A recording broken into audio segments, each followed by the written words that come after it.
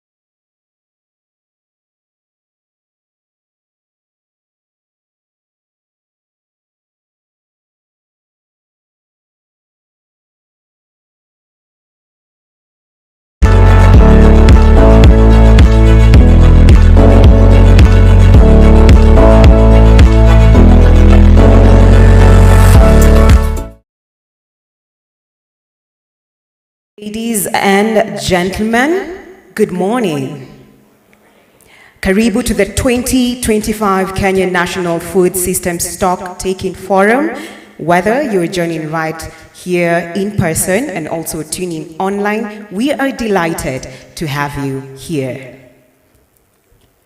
My name is Angela Njage, and I have the great pleasure of being your MC and guide throughout this powerful two-day journey. This forum, organized by the Ministry of Agriculture, Livestock and Development, is more than just a gathering. It's a national checkpoint in our shared commitment to building resilient, inclusive, and sustainable food systems. Speaking of inclusivity, to ensure that everyone, every voice, and every perspective is represented, I'm proud to let you know that this event is being interpreted in Kenyan Sign Language by our sign language interpreter, Mr. Steve Okoth. Today, we rally under the theme of fostering collaboration, innovation, and inclusion for resilient food systems. We're not just stock taking, we are story making. So let's begin the day in reverence, and please let's be on our feet and observe the national anthem and later the East African national anthem.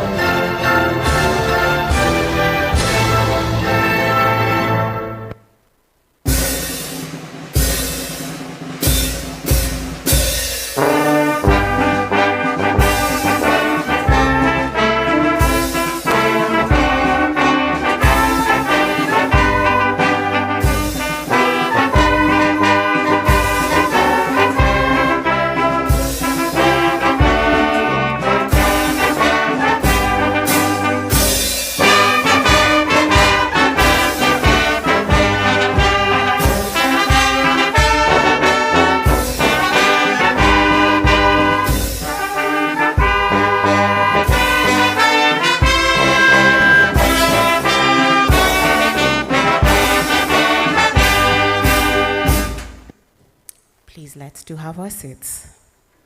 So just before we begin, a few housekeeping rules. So just right in front of you, I believe there's a QR code where you can scan. It's pleading for you to scan so that you can get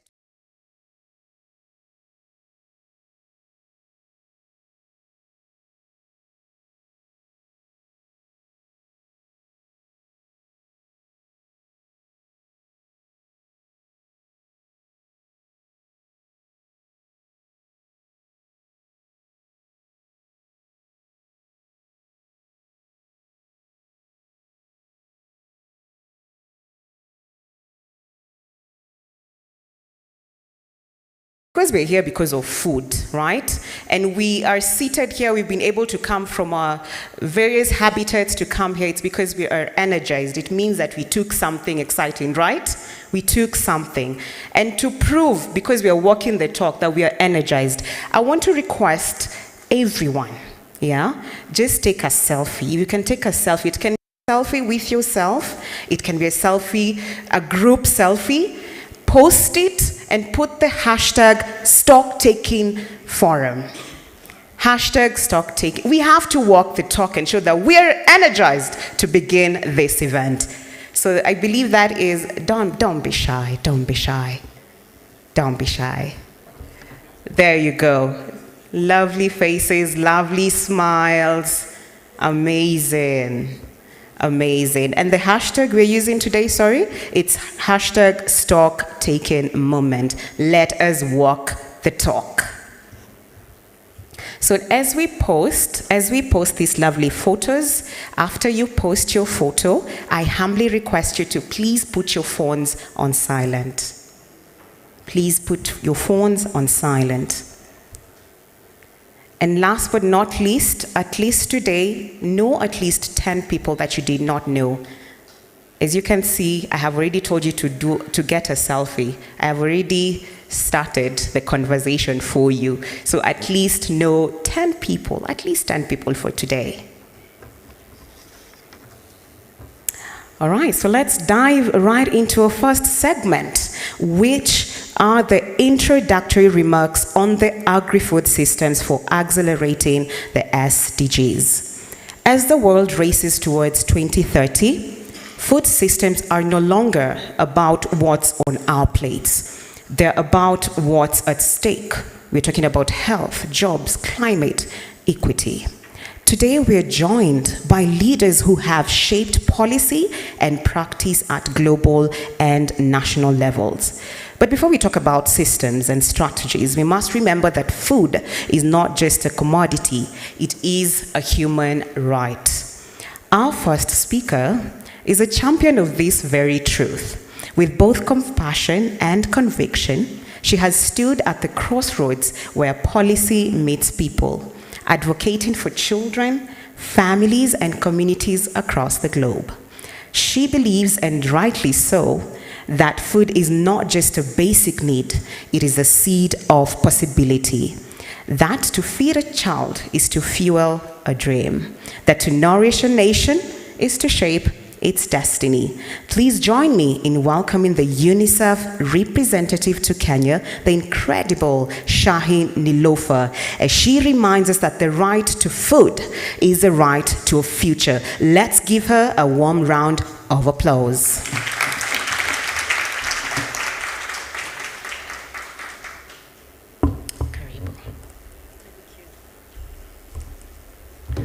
Thank you. Hamjambo. Good morning.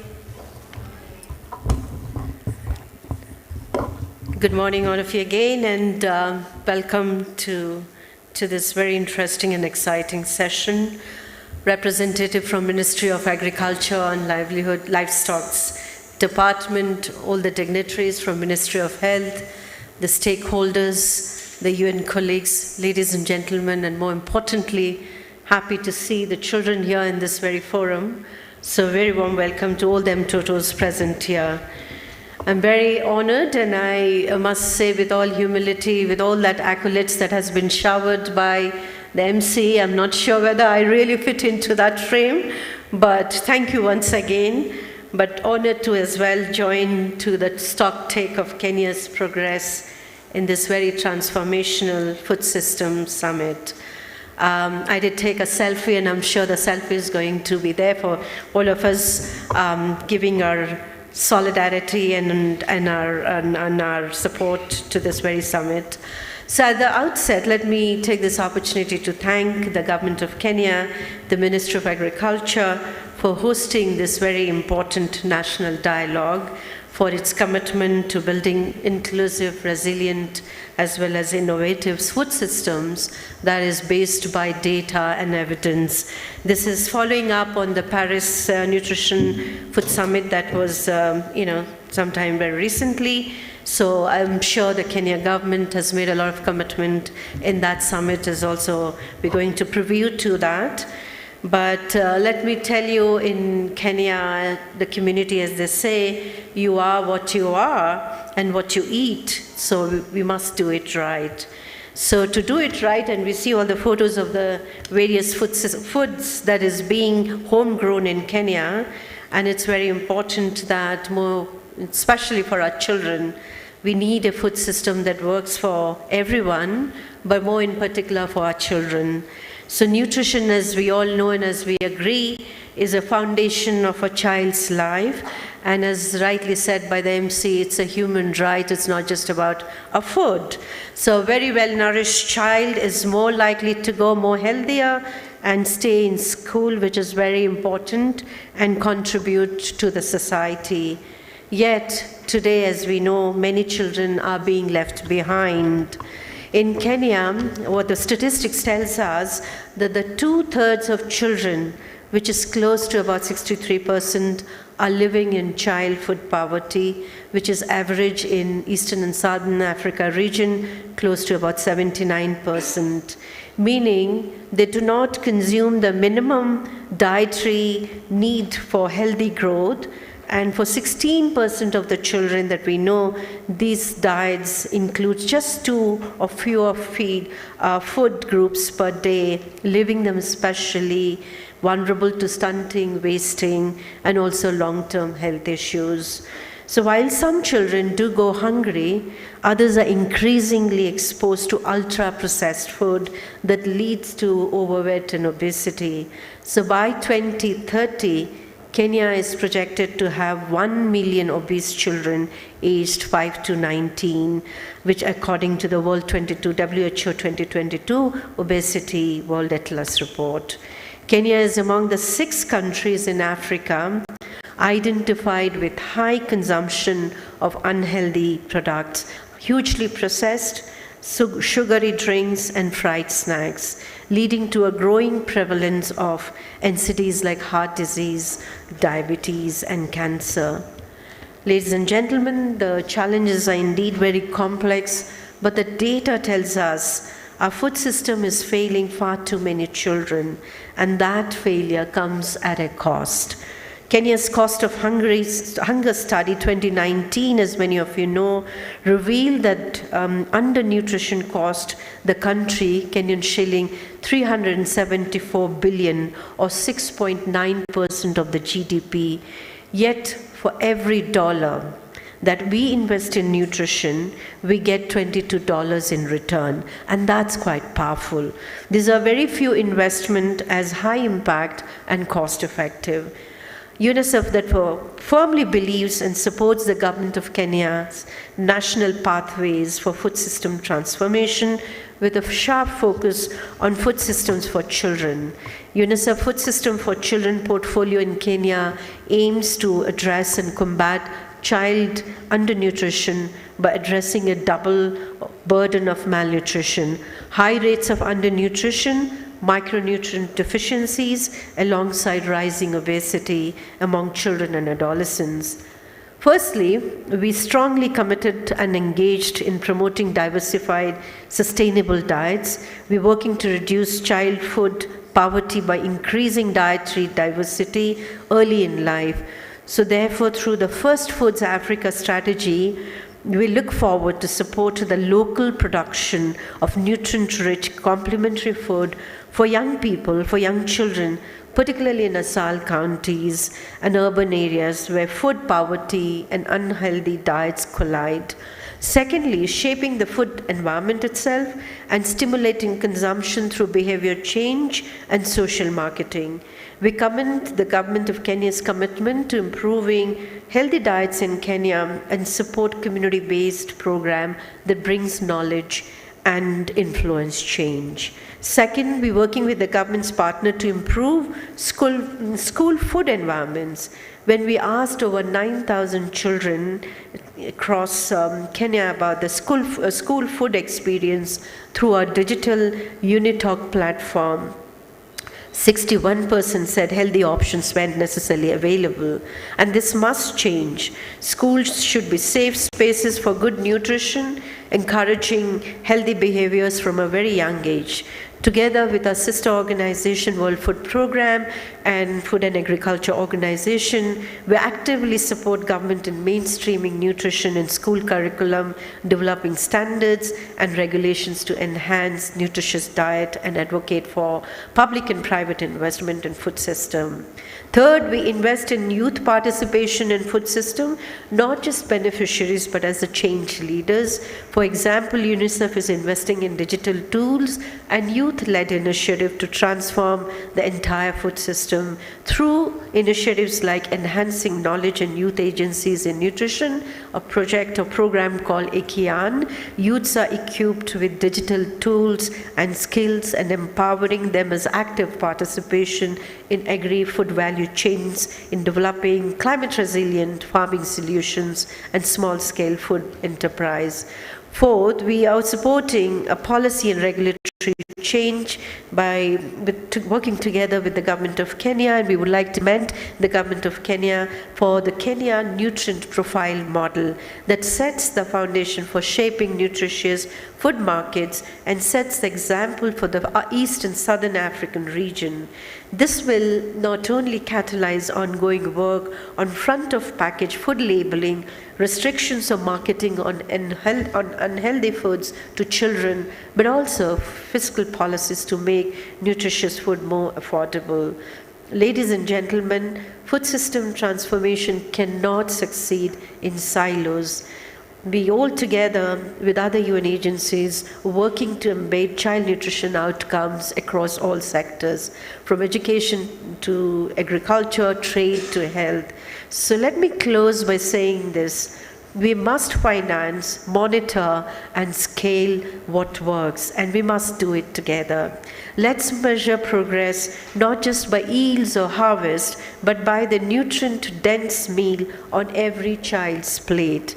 Let's transform food systems not just in theory, but in the lived experience of every child in Kenya. Let us build strong alignment, strong alliances and coalitions between policy and implementation with targeted action on improving food environments and behavior change at scale. UNICEF reaffirms its commitment to walk alongside many partner agencies, governments, and we have many of us here in this room today, that no child is left behind in Kenya's food system transformation.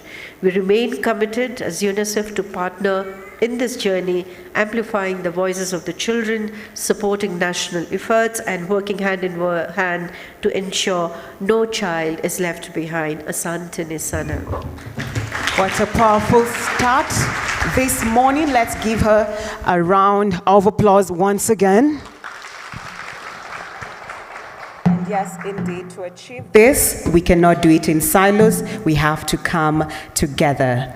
And speaking of coming together, we are coming together to create impact. Our next speaker knows a thing or two about feeding the future, sometimes under the toughest of circumstances. Our next speaker is no stranger to the front line of the humanitarian response, whether in bustling cities, remote villages, on conflict zones. She leads with both strategy and heart. In fact, if food were a language, she would be fluent in all its dialects. And I'm speaking about from logistics and innovation to empathy and execution. She's been at the helm of operations that quite literally keep the world moving in a full stomach. Ladies and gentlemen, please join me in welcoming a global force in the fight against hunger and tireless advocate for food security, the country director of the World Food Programme Kenya, Miss Lauren Landis.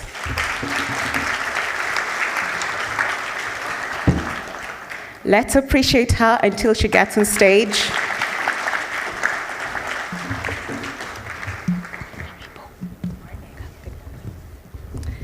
Good morning. Wow, that was pretty impressive. I'm going to hire her. Yeah.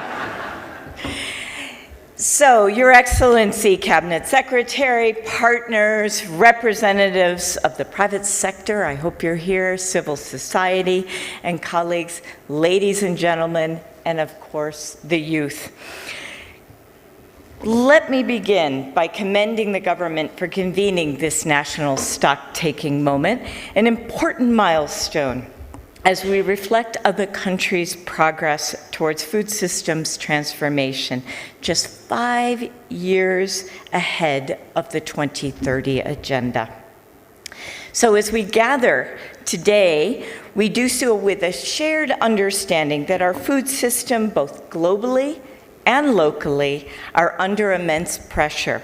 They are both contributors to and victims of the intersecting challenges of climate change, biodiversity loss, and growing inequity. We have a lot to do. I think I'll jump right in, Your Excellencies, colleagues and partners, to really tell you how WFP fits into this storytelling journey, how we walk the talk. We're really proud to be a long-standing partner to Kenya in this journey. And our focus remains unwavering, though challenged, particularly under funding crisis that we're experiencing in much of our work. But we're focused completely to support the transformation of Kenya's food systems into keywords: inclusive, climate resilient, and market-driven, again, that private sector, engines of food and nutritional security. Let me just touch very quickly, because I know time is short, and there's just basically three messages that I want to give. There's three transformational pathways that's part of Kenya's stock-taking exercise that really have bubbled up through multiple national dialogues and through subnational dialogues, and really speak to me as the country director of the World Food Program. The first is clearly advancing climate resilience. I'm so pleased that this pathway is really the center focus of Kenya's stock-taking exercise in food systems. It speaks to me at WFP because we focus our efforts on the ASALs, the arid and semi-arid regions, and there's no part of Kenya that has been greater impacted by climate change. However, by focusing on numerous ways that we can advance climate resilience, we are finding ways we can still have a positive market impact on food systems in these northern regions. One very quick example would be the use of climate risk financing tools such as crop and livestock microinsurance. In short, these instruments provide safety net during climate shocks, helping communities to recover more quickly and maintain their livelihoods and continue to build food systems that are productive for themselves and for their communities. As UNICEF knows well, and works with us, actually leads the efforts, water infrastructure development is really another way, and ecosystem restoration are also central to transforming the food systems in the arid and semi-arid regions.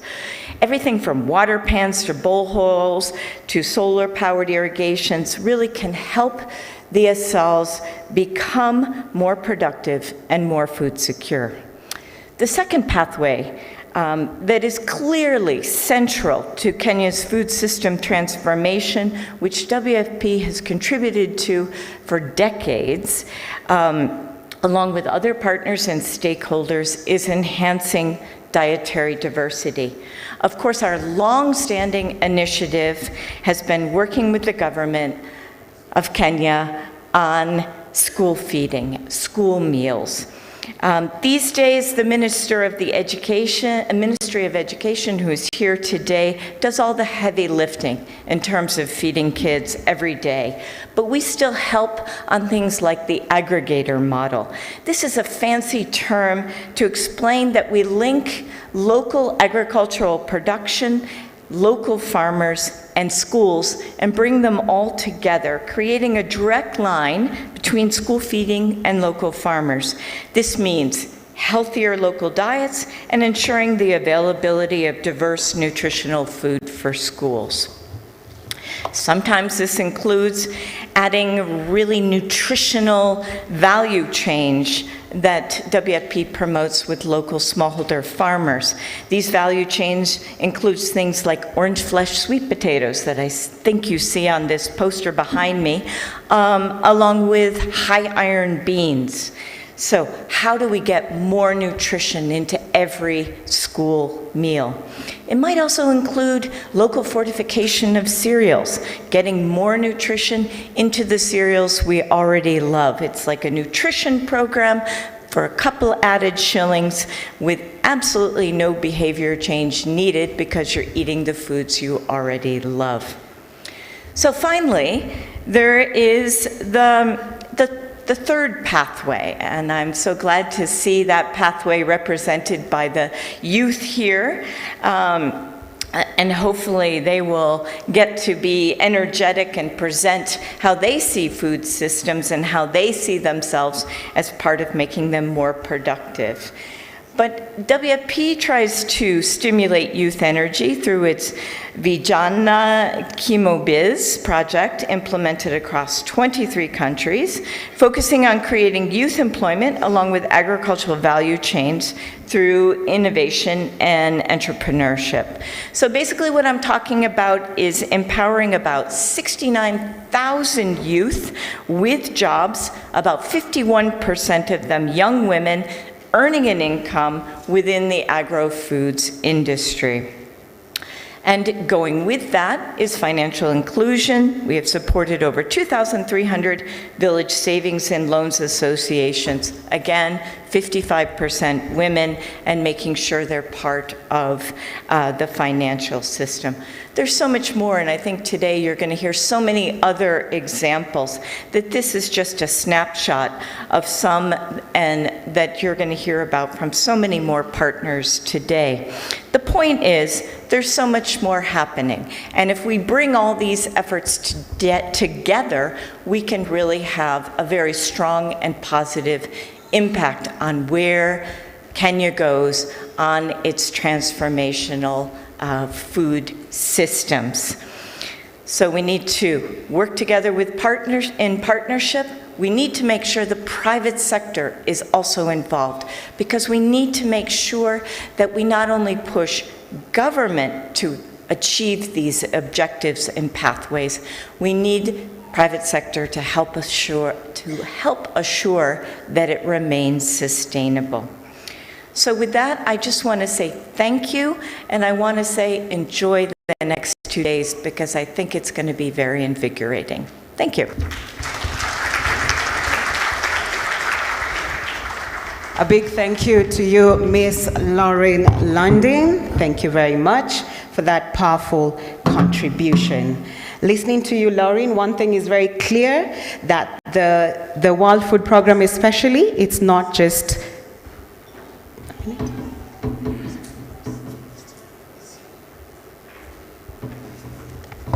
Sorry about that.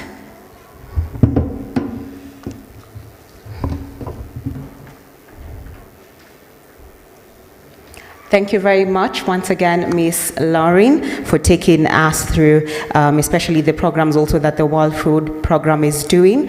At least we're actually seeing that it's in the hearts of every person that is doing that kind of initiative. So thank you very much, Ms. Lauren. So let's appreciate her once more.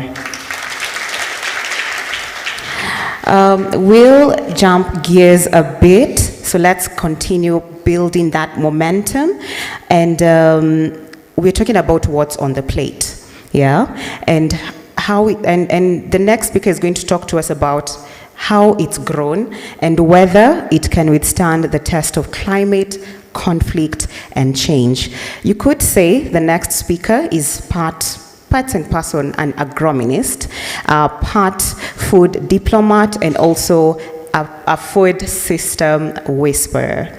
When he speaks, he's not just about food security, it's about food sovereignty, resilience, and sustainability at scale.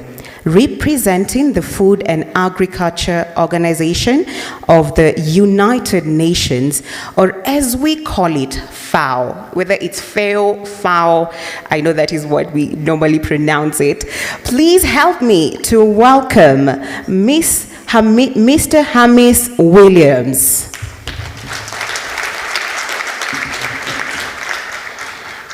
And let's have a rule as the speaker is coming. Please appreciate them as they walk right on stage.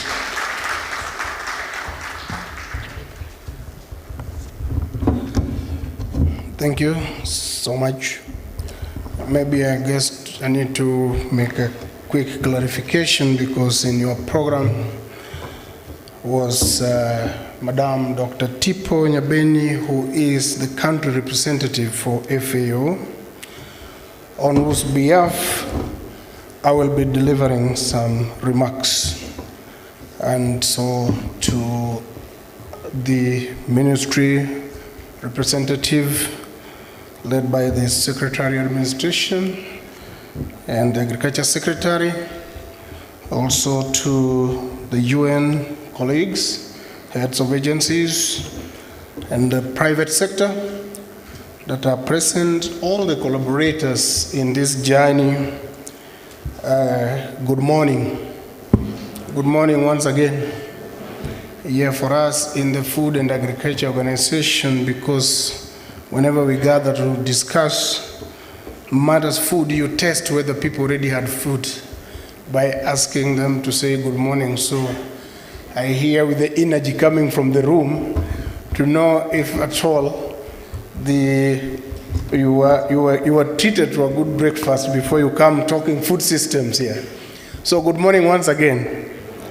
Oh, now I know it was okay. I just want to take a little bit of a different trajectory by, first of all, welcoming everyone in this conversation, a conversation that the UN Secretary General gave us and challenged the globe to start thinking a bit differently about. And that is because our statistics, especially on matters food, sometimes are not doing very well. We got numbers that are going to sleep hungry today as we speak.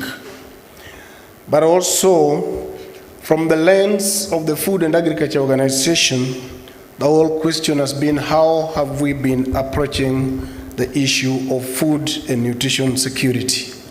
And that is why the word system is a bit critical to us. And I wanted to share that in the manner in which you produce food, whether you're looking at production itself, productivity, it has to be a systemic approach.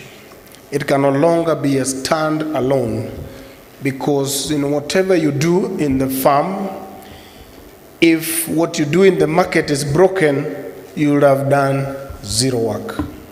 And whatever you do in the market, if whatever you do at the processing is broken, you will be doing zero work. And whatever you do at the processing, if the storage aspect or post-harvest aspects are broken, you'll be doing zero work. By the way, FAO supported the Ministry of Agriculture just about 5 months ago to come up with the first ever strategy on post-harvest losses handling in this country. And one of the research we have shows that here in Kenya we lose between 30 to 40% just on post-harvest losses. Just imagine that. And therefore, I got a statement which says that the world perhaps produces food that is just enough for all of us. But we are not taking care of the holistic definition of the security, which is availability, accessibility, and affordability. And all those three behooves us to therefore look at the issue of food as a system. And that is the birth of the UN food systems transformation. It's a transformation that looks at how we move from farm to fork and all the attendant factors around the system itself and the production issues. That said, therefore, we have to look at the way we want to do food systems.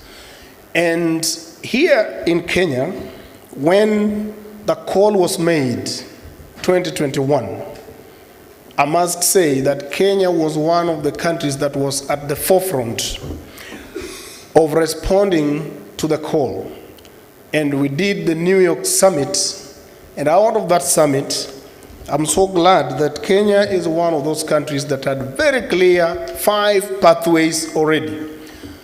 And my colleague has already aligned those pathways very well and how they are contributing to the pathways.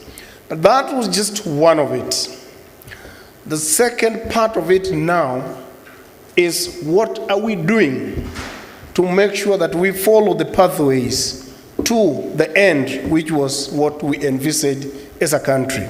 What can the UN agencies do to support you, support the government? What can the private sector do? And somebody has talked about that, to be able to support. Because as a system, we're so acutely aware that we cannot do it alone. We have to do it together. And so the journey we have walked is one that has been very momentous, but not without challenges. Right here in Kenya, we are going to convene all the food systems conveners between 5th and 7th of May. That will be from Africa. That will be the Africa Region Convention. And I want to look at the list of the conveners. I want to tell you that I think that Kenya is one of those few countries that have convention at the level of a cabinet secretary. That is how important, I want to say, the government has taken the issue of food systems transformation. And therefore, we need to rally together to be able to support the journey and make sure that we succeed. I didn't want to leave the space here without aligning also something that is critical. What are the 3 steps that we have towards the UNFS plus 4? Today we are on the national convention, and this is supposed to help us have a dialogue with ourselves as a country in terms of what we've done since the last UNFS plus 2 that happened in Rome. And when we do, we are preparing this country to be able to stand the stage between 5th and 7th, right here in Nairobi, when all Africa will be convening in now preparation for the forthcoming UNFSS plus 4, which is a global summit that is going to happen in Addis Ababa. And so the next 2 days, we must have a conversation with ourselves.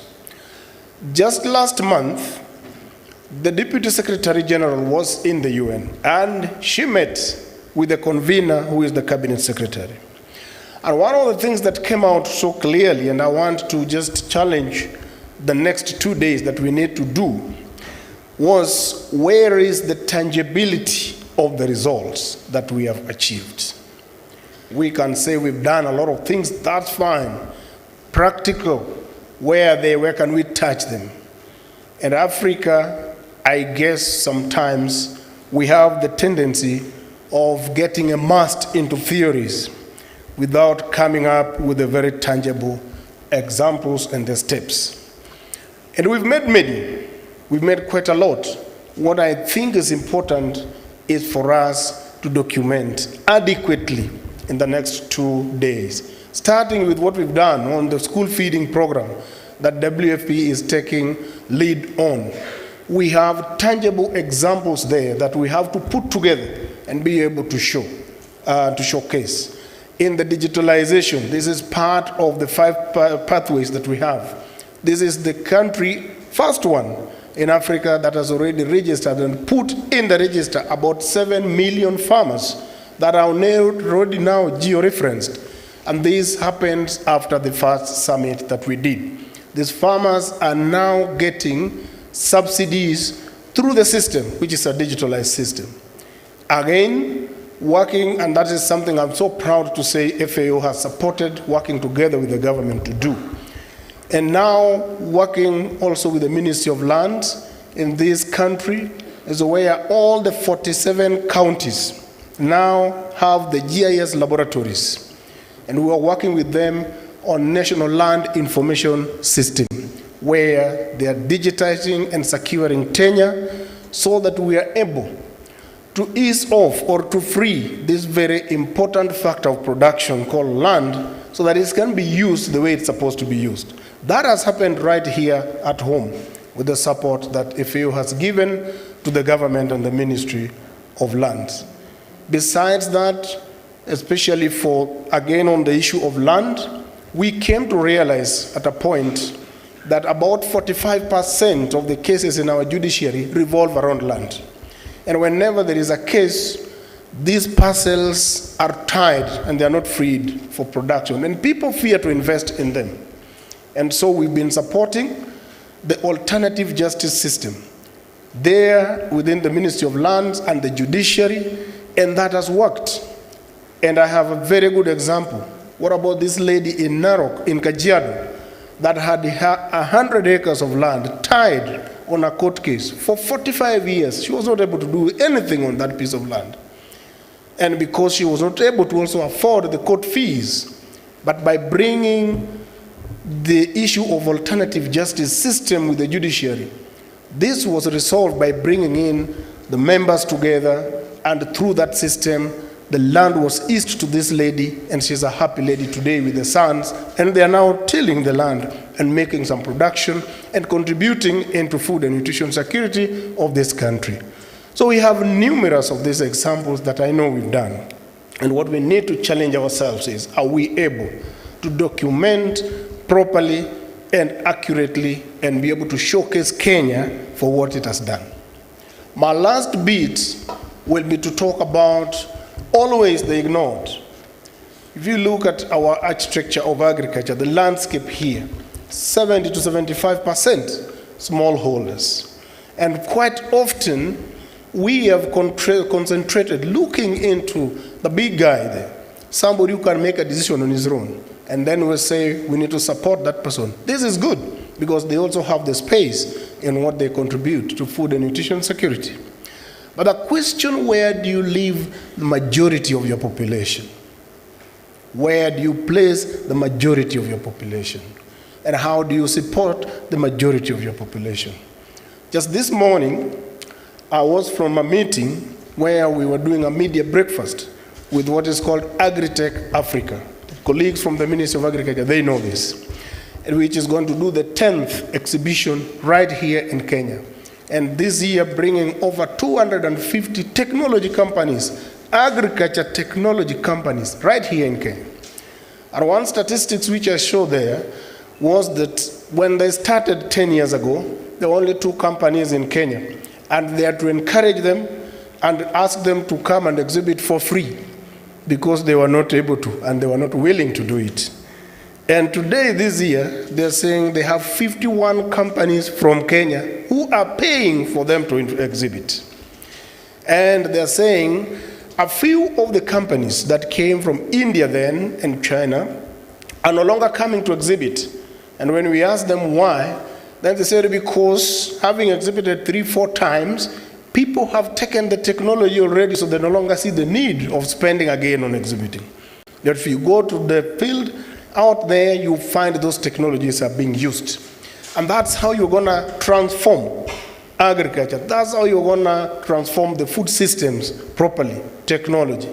Because everything else is working against our traditional way of producing food. And that's FAO's work, and I can talk about it very boldly.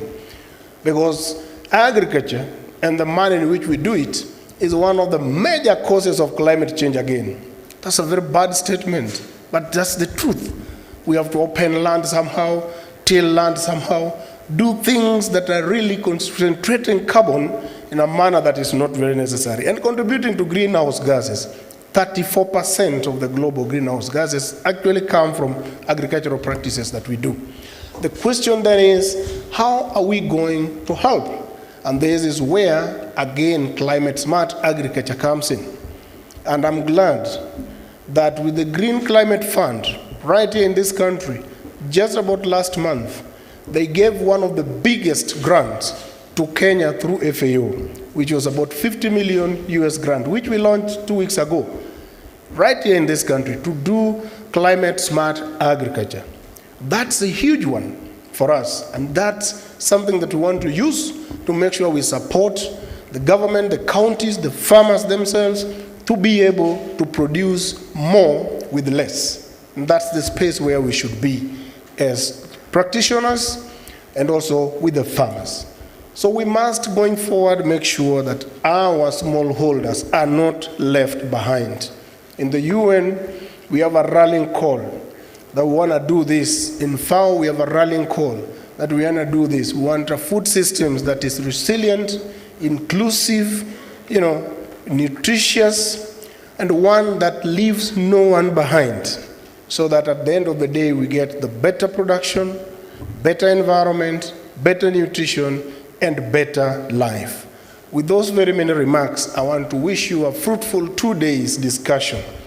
And by the way, you may feel that you are few, you may feel that it's late, you may feel anything you want, but I want to comfort you that if there is a hall you should be at this point in time, it should be the hall where the matters of food systems transformation are being discussed. And that's where you are. You are in the right place. Thank you so much.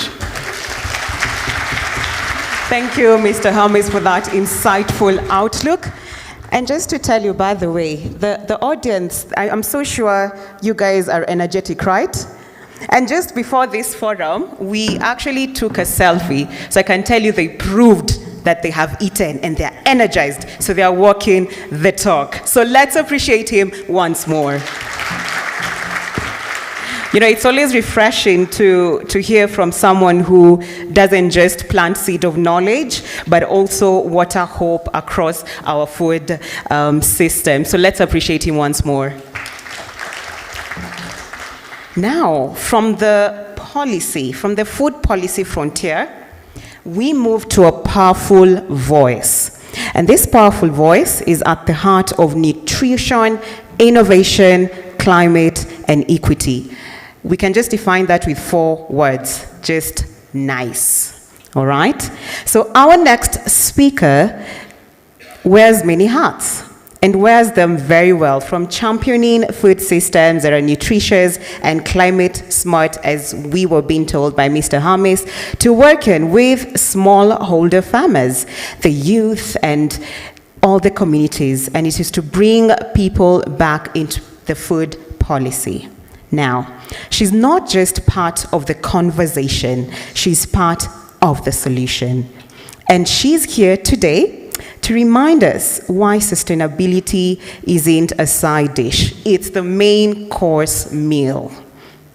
Please join me in welcoming from South Africa and the NICE Consortium, the passionate and dynamic Lucy Kyoko.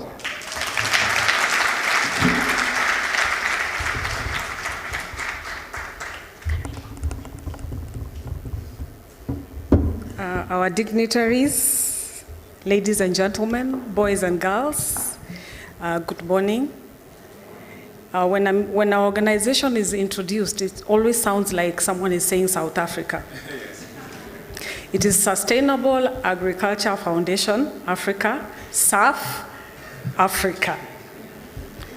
And a little bit about this organization. We are a legacy organization of the Syngenta Foundation for Sustainable Agriculture, which wound up its operations after 40 years and closed down last year in November. But those of us in the countries who work with the farm communities chose to continue that legacy. And we have rebranded and become SAF. Globally, we are known as SAF. In Africa, we are South Africa. Then we have operations, our sister organizations in Asia, serve Bangladesh. So we are truly a global south organization because this is where we find the smallholder farming community. And I'm really excited to make my remarks during this forum, where we pause to reflect on our commitments as a country and account for what we have been doing towards contribution to the SDG, the Sustainable Development Goals. And this summit's theme, which is fostering collaboration, innovation, and inclusion for resilient food systems, aligns with our nation's agricultural and food systems landscape, a vision to achieve food and nutrition security for all. And this summit is taking place at a significant time of global geopolitics and economic disruptions, which have profoundly impacted the financing landscape and may pose challenges to realization of our shared goals. We all know what has happened very recently, and I'm sure many of us, we know someone who has been impacted by cutting in funding, which has stopped interventions at grassroots levels or distribution of food, medicines, and so on. And this impacts us very much. We cannot overemphasize the importance of agriculture in our country. It contributes 20% of our GDP and employs a very large population of people in rural areas. And our food systems continue to face a lot of challenges. Malnutrition is a major problem in Kenya. We also have overnutrition.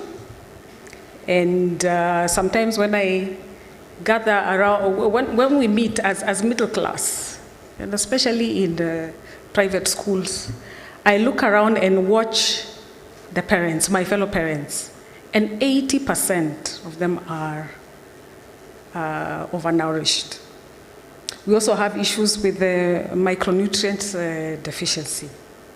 Climate change is real, and we have seen with that through unpredictable rainfall patterns, prolonged droughts, floods, leading to crop failure and making agriculture quite risky.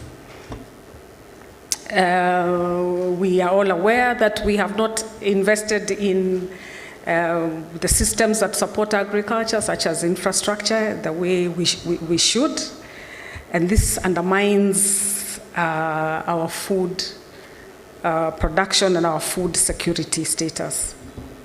Now, smallholder farmers who are really the foundation of food security and our food systems, continue to face challenges, with poor access to the tools they need to power their production. However, despite these challenges,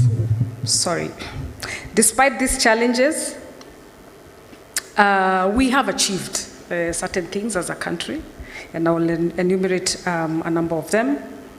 One is that we have been able to put together the National Agroecology Strategy, 2024 to 2033, and this strategy promotes sustainable agricultural practices by integrating traditional knowledge, enhancing biodiversity, and improving soil health. We also have the Food and Nutrition Resilience Program, which was launched this year in March, and an investment of $5 billion set aside to support 5 million vulnerable people across 24 counties through various initiatives.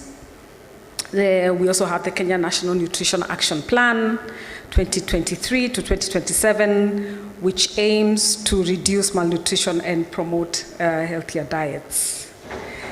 That said, there's still room to improve and to do more and to leverage opportunities such as our women and youth who are vital in the food systems.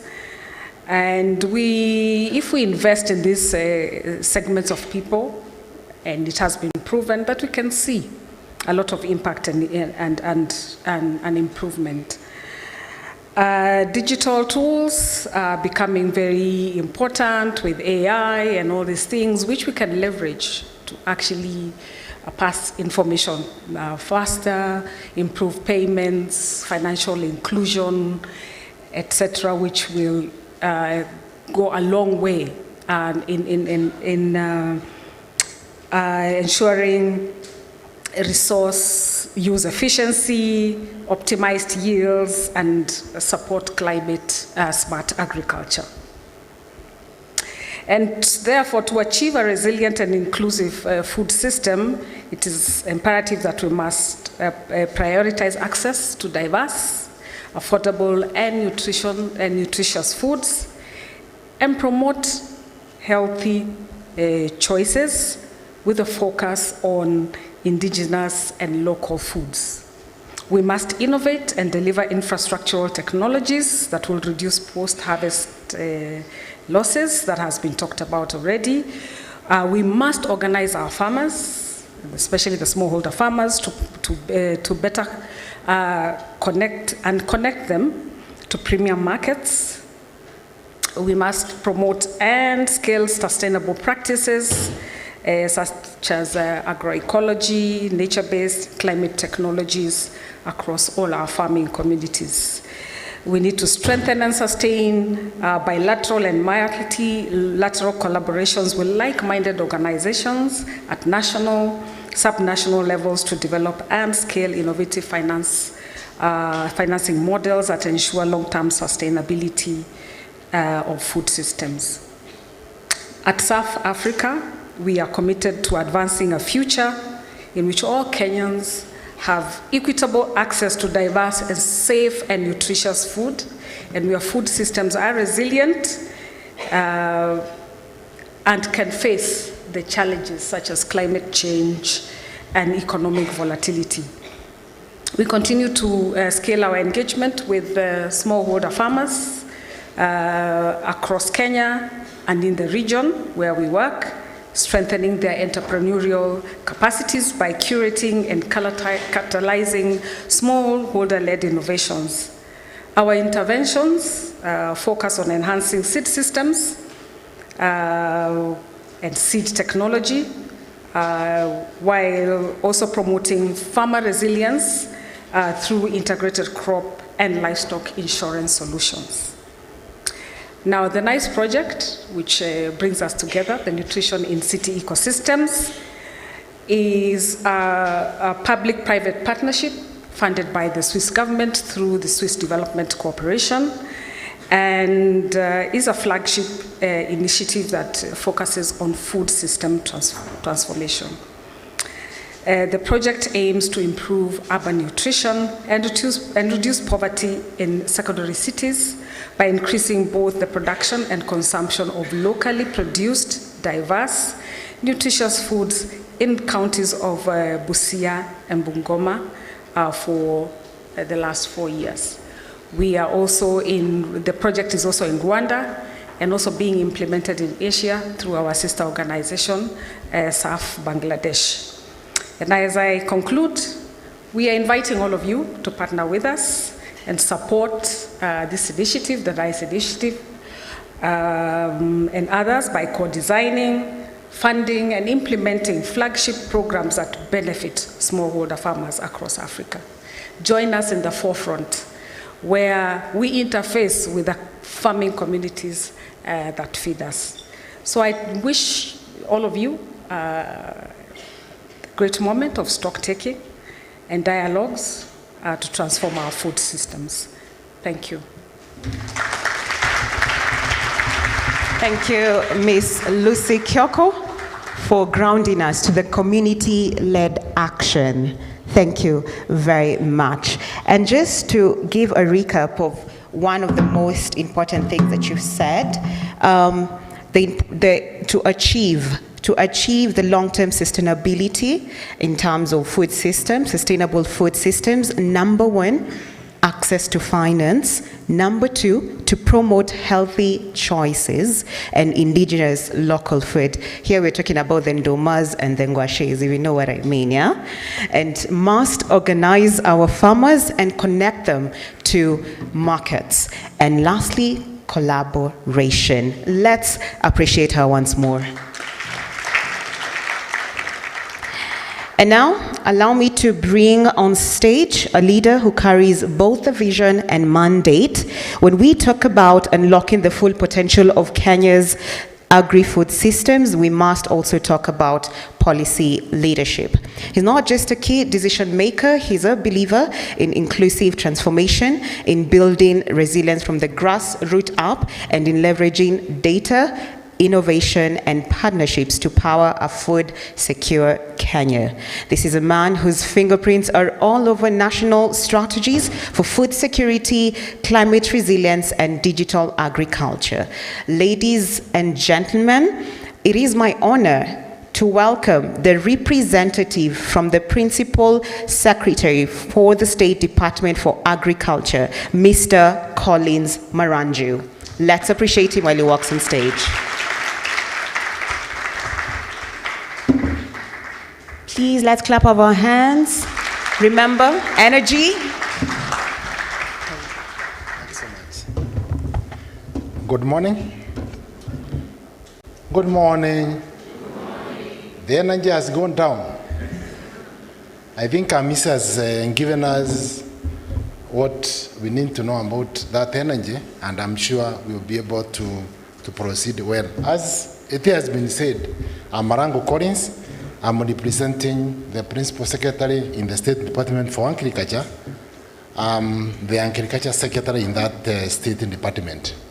So I want to take this opportunity really to thank all of you, Your Excellencies, the UN regional bodies present, present. We also have some officials from the county government and the national government present. I've seen some young farmers with us and also other representatives from wherever you have come from. Feel welcome to this very, very important conversation. We are gathered here today because of our shared responsibility. I want to repeat that. Because of our shared responsibility when we are discussing a very critical component of our lives, and that is food. The soil beneath us and the hands we have, it tells a story of both the struggle and the triumph. A story we are writing together through collective actions today. This summit could not have come at another important time rather than now, because our journey towards food and nutrition security is really at risk because of what is happening around, because of climate change and other changing effects around the world. Let us remember that this summit is not for our words today, but for the partnership we forge and the commitment we honor and the lives we transform with what we do and say today. The tools in our hands, the moment to use them is now to change the food systems of our nation. As we do the scorecard ahead of the summit we'll be having in Addis Ababa,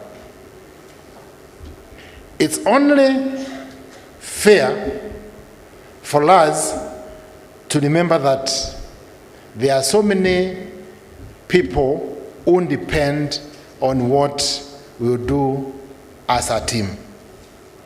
There are various pathways, and from the gathering here, I can attest that we have experts from all the pathways, which if we put our heads together, we could be able to achieve our food systems working and properly. As a ministry, we are committed to partnering with all of you, because our mandate as a ministry is to ensure that there is food and the nutritional security of our citizens. And with all of us coming together, I can assure you nobody will sleep hungry because of lacking of any type of food to eat. And finally, as I conclude, I want to remind all of us that in the system we are talking about, there could be some weak linkages, and it is upon all of us, when you come together, to strengthen those linkages, and I can assure you everything will work as we all expect. Thanks so much, na karibuni sana, and be blessed. Thank you very much, Mr. Collins. Thank you very much, Mr. Collins, for painting a powerful picture of what's possible when policy, purpose, and partnerships align. We feel the momentum rising, so thank you very much. Let's appreciate him once more. Now, allow me to switch gears just a little bit. If food is the fuel of our future, then technology is the engine driving us forward. I'll take that again for the guys at the back. If food is the fuel for our future, then technology is the engine driving us forward. From precision farming to blockchain, traceability, mobile marketplaces to AI-powered climate tools, digital innovation is rewriting the rules of what agriculture can achieve. So before we harvest insights from our next panel on nutrition and diversified diets, let's take a 3-minute digital deep dive, a visual journey into how Kenya is tapping tech to transform our food systems. This is one bite at a time, and it's one bite if you know what I mean. So please put your eyes on the screen. Welcome to the National Food Systems Summit, United Nations Food Systems Stocktake 4. This is a consultative stock-taking moment of the multi-sectoral efforts and contributions to food systems transformation in Kenya. The meeting will document concrete actions taken to implement food systems transformation in the country.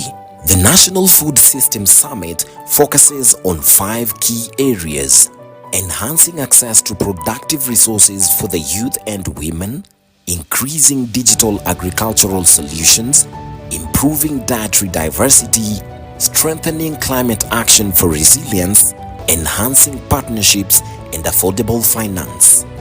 The conference will showcase digital technologies and data-driven evidence for decision-making, such as KEAMIS integrates agricultural value chain actors' data from multiple sources to streamline service delivery. E-subsidy platform enhances transparency and efficiency in the distribution of fertilizer by directly reaching registered farmers through mobile technology. The Kenya Agricultural Market Information System provides real-time market prices and trends, empowering farmers with better decision-making. The Kenya Land Bank portal connects landowners with potential investors, unlocking underutilized agricultural land for production. KEOP provides real-time weather forecast for the next 14 days and gives observation for the past 7 days.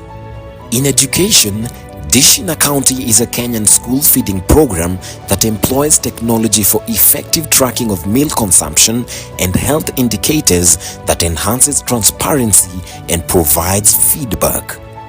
We believe the National Food System Summit will deliver a high-impact national stocktake and regional touchpoints aligned to the objectives of the United Nations Food Systems Summit 4.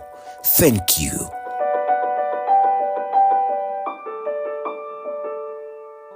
Farming, ladies and gentlemen. That's the future of farming, ladies and gentlemen. And as we've just seen, Kenya isn't just catching up, we're coding ahead.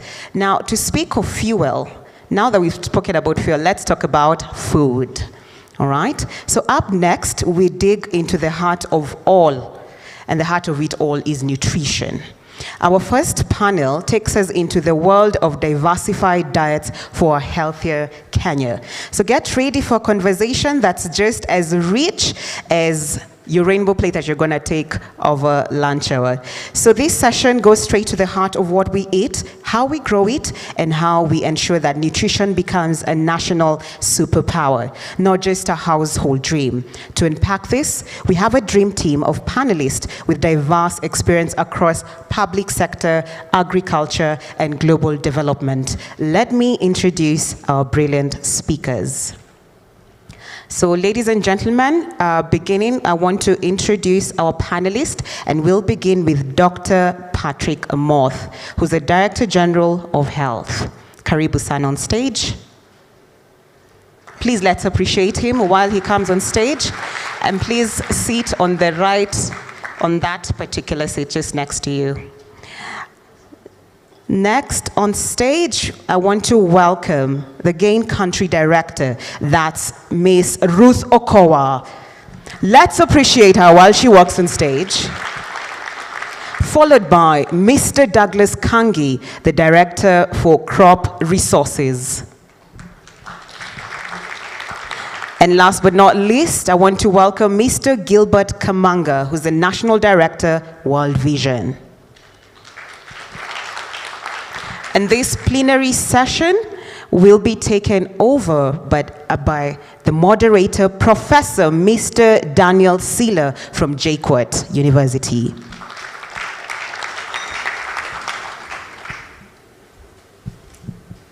Let's appreciate Mr.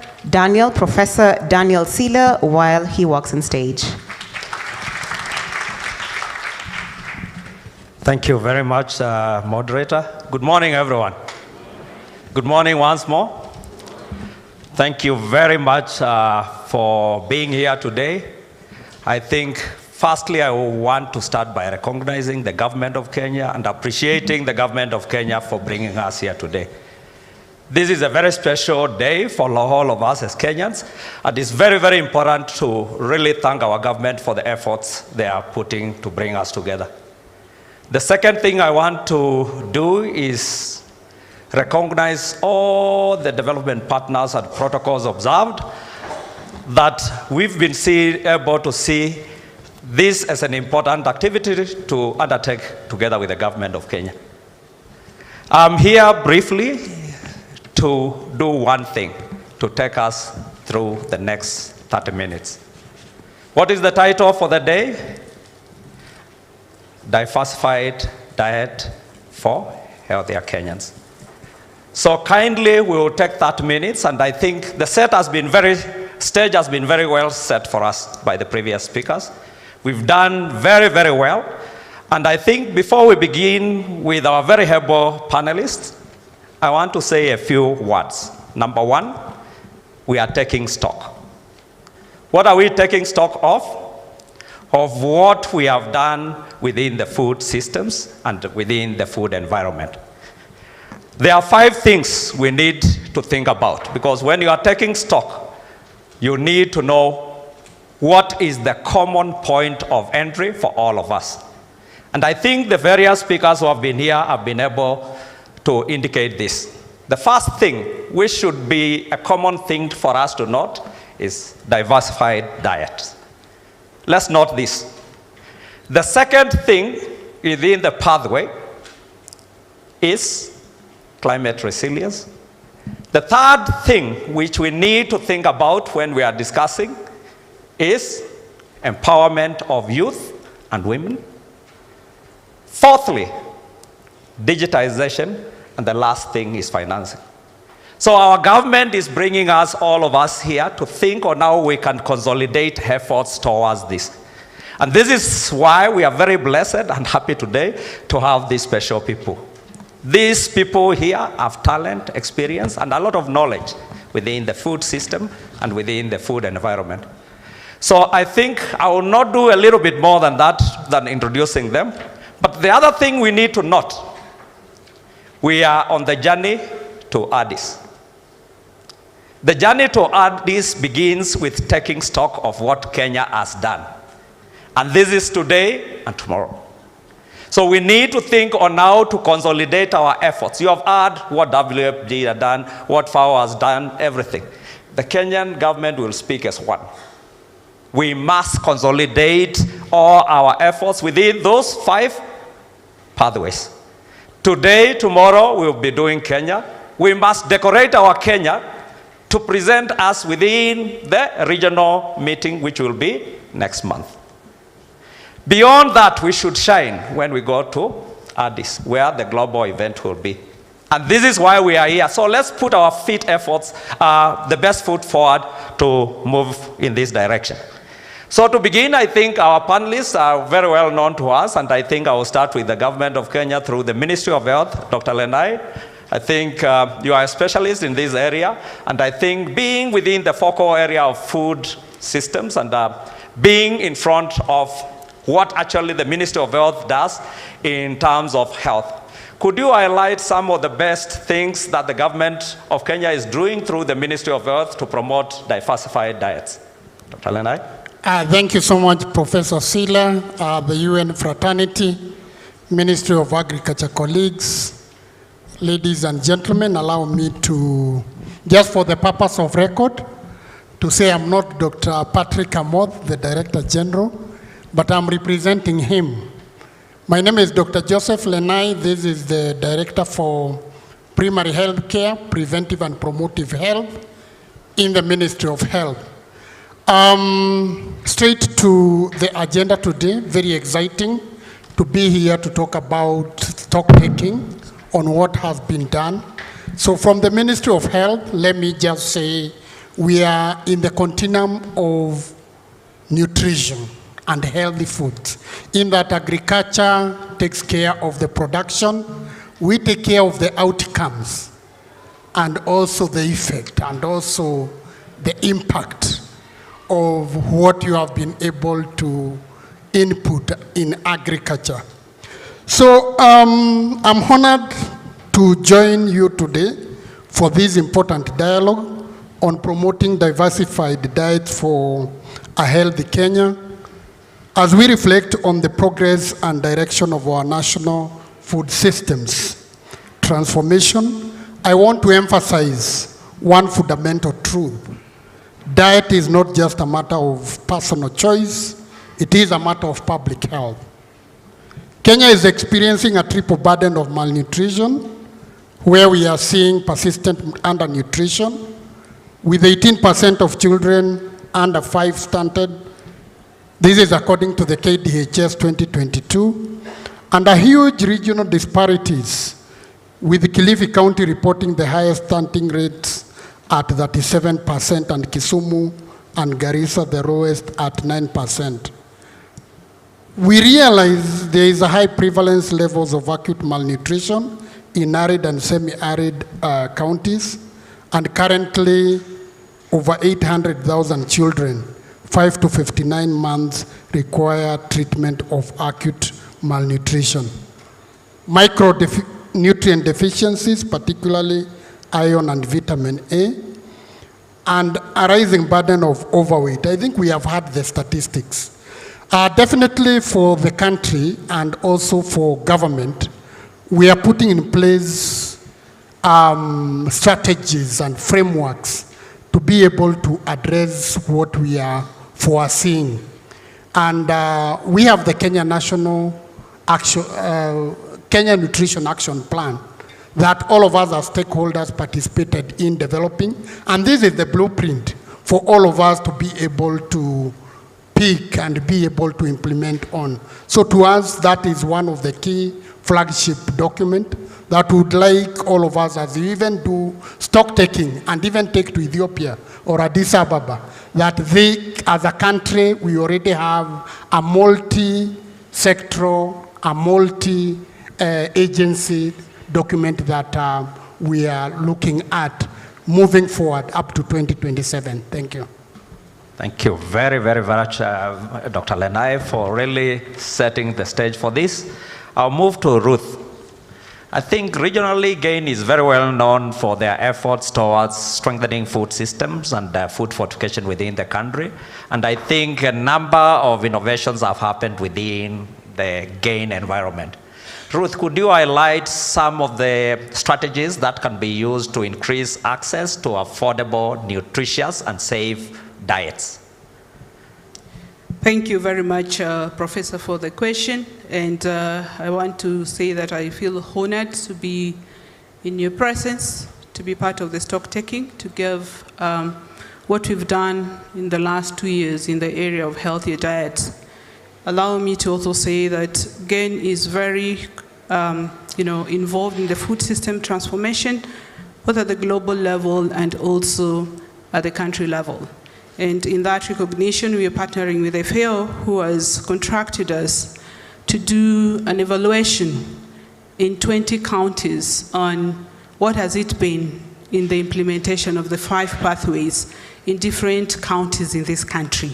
So we are doing that, and we are hoping that we will be able to share that report ahead of the Addis meeting.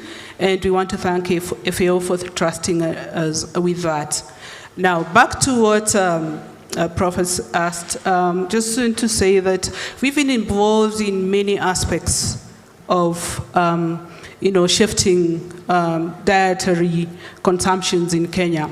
And we've looked at it in different ways. One of them is we look at how do we strengthen the policy environment to allow for the consumption of safe and nutritious foods. We've also been engaged in, creating demand for safe and nutritious food.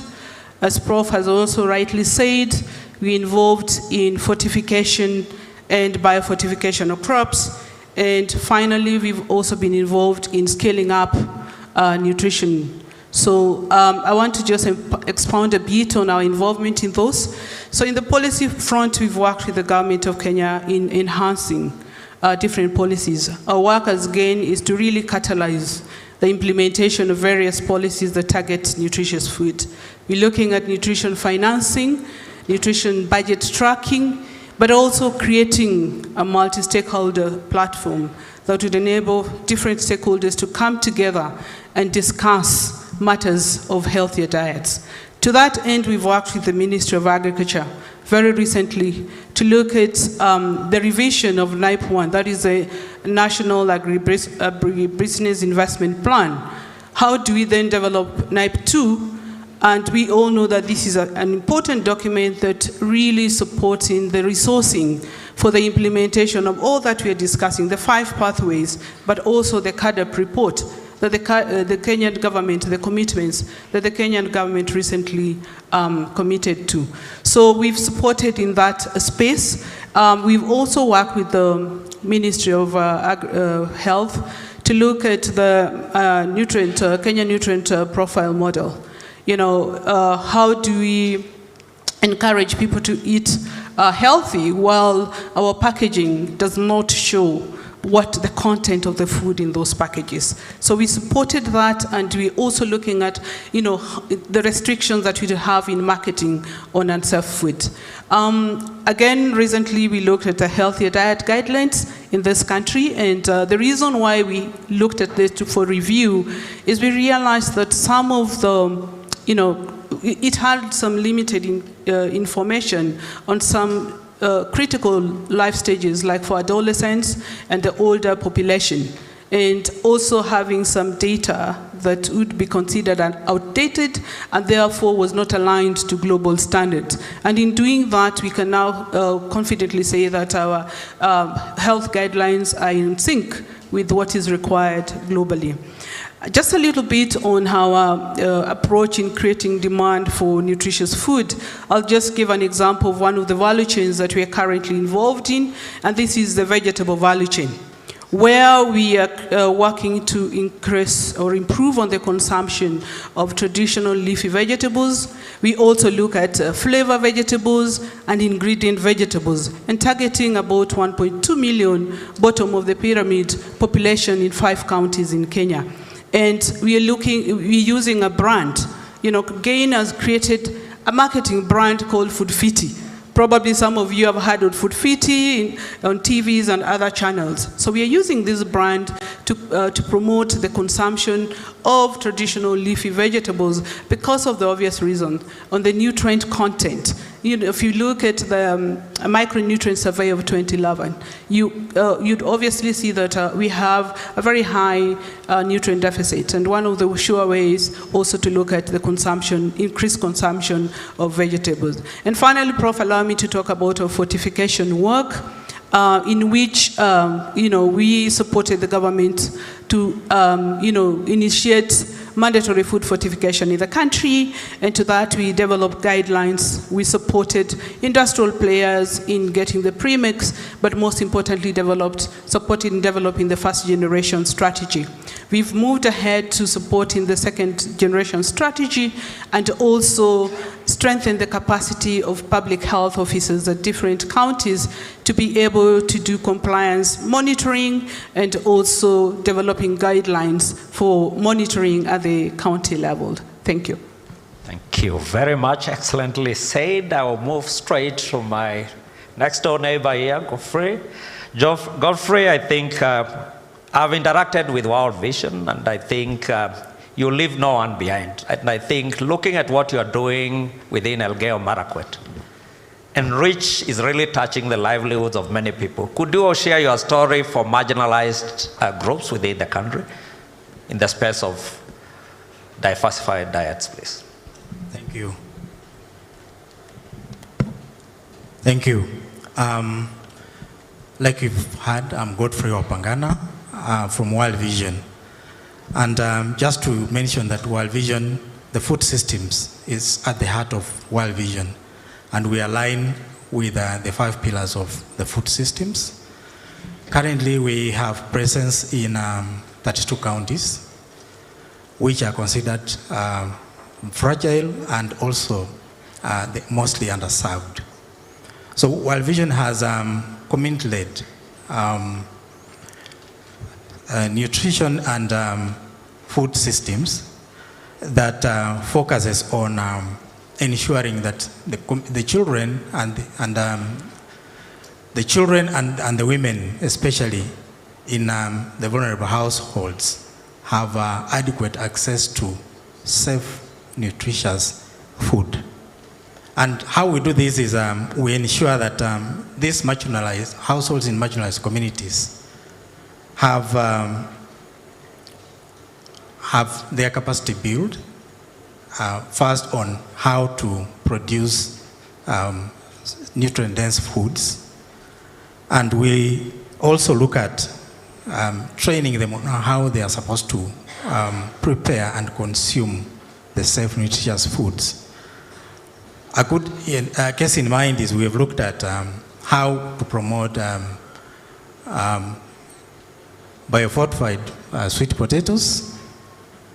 And then we also have encouraged communities to produce iron-rich foods, iron-rich beans, and other nutrient-dense vegetables. So we look at this in terms of also looking at their building their, providing them with the education on nutrition, and also enhancing their social behavior on nutrition around crop production and safe consumption. We also focus on school feeding, and we have been able to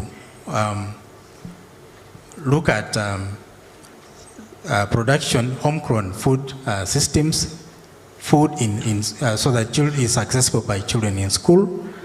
And so far, between January and March this year, we have been able to reach about over 9,000 school children with school meals. And this has enabled the children in school to be able to stay in school first of all, and then also improve their performance in school.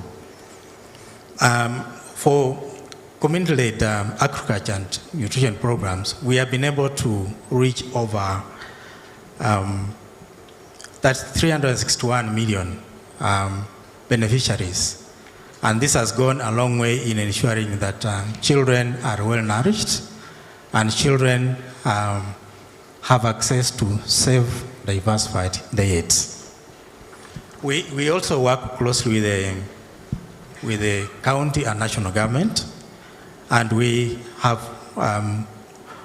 advocated to ensure that the county government and national government invest in food systems and also ensure that there's investment in food production at all levels. And we also integrate the issue of water sanitation. You're aware that food goes along with safe water, either at the level of production and also at multipurpose use. And World Vision has ensured that WASH is integral part of food production. And communities are enabled to undertake multipurpose food production and also access safe water for drinking. So this minimizes water-related illnesses, particularly that could compromise the issue of nutrition, especially among children.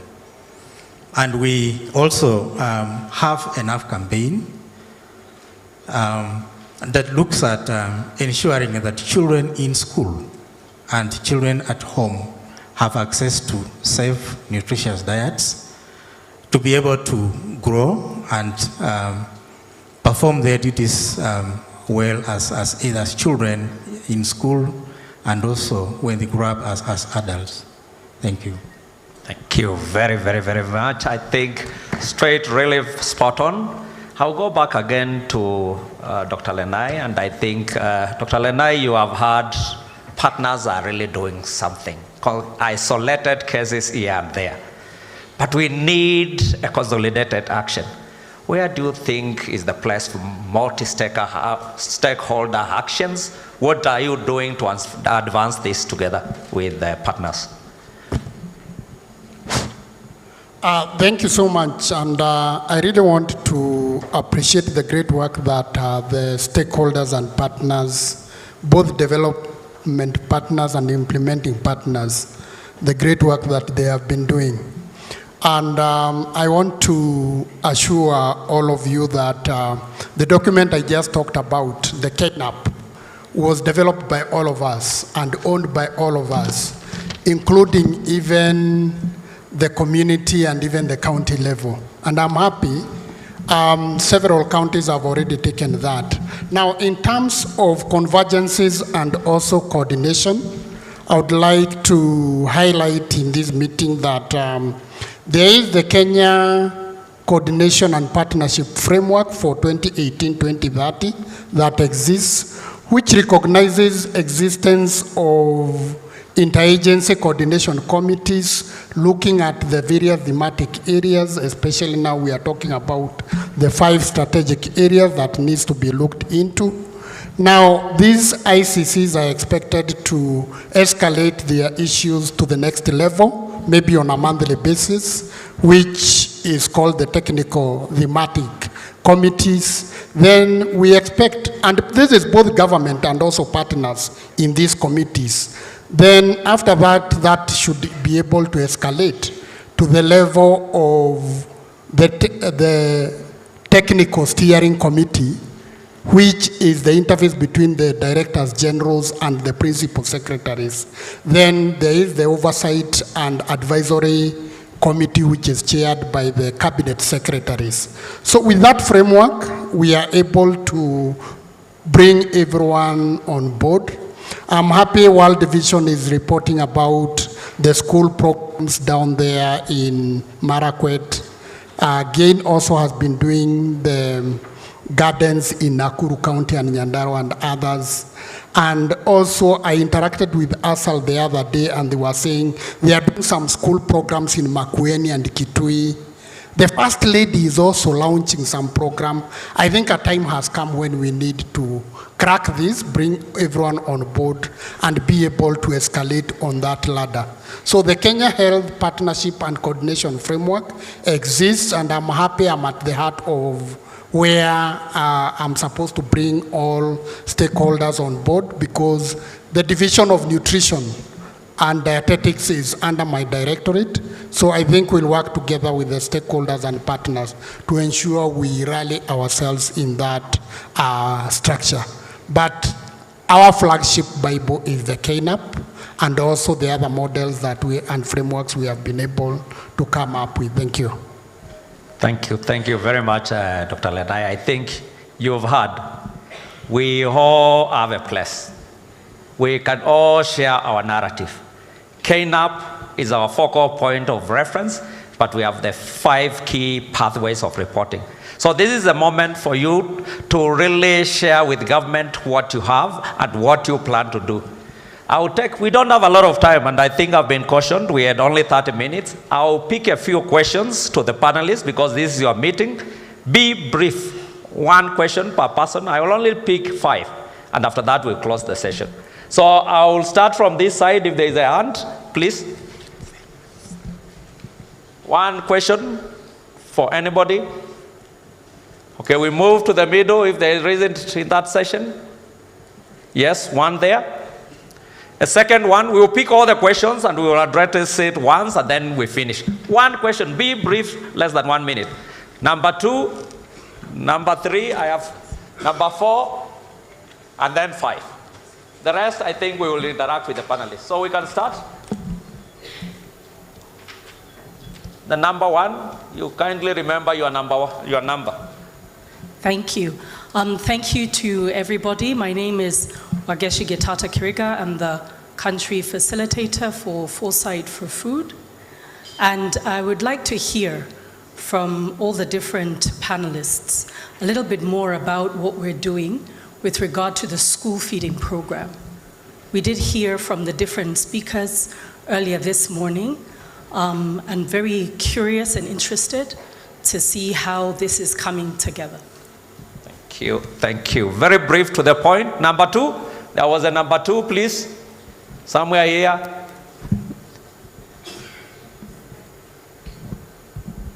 Good afternoon, everyone.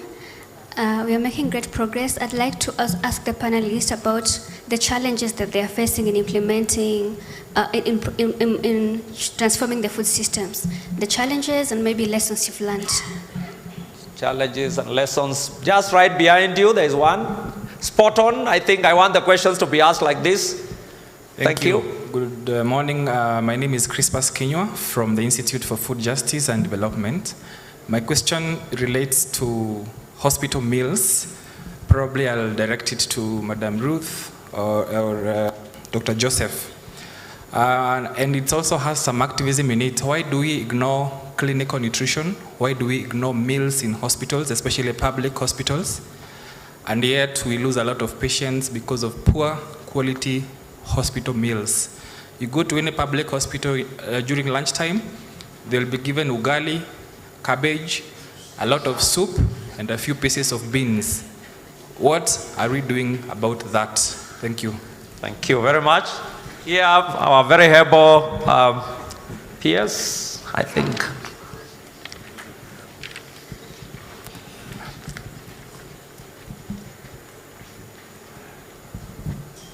Yeah, thank you very much. My name is Wilson Songa.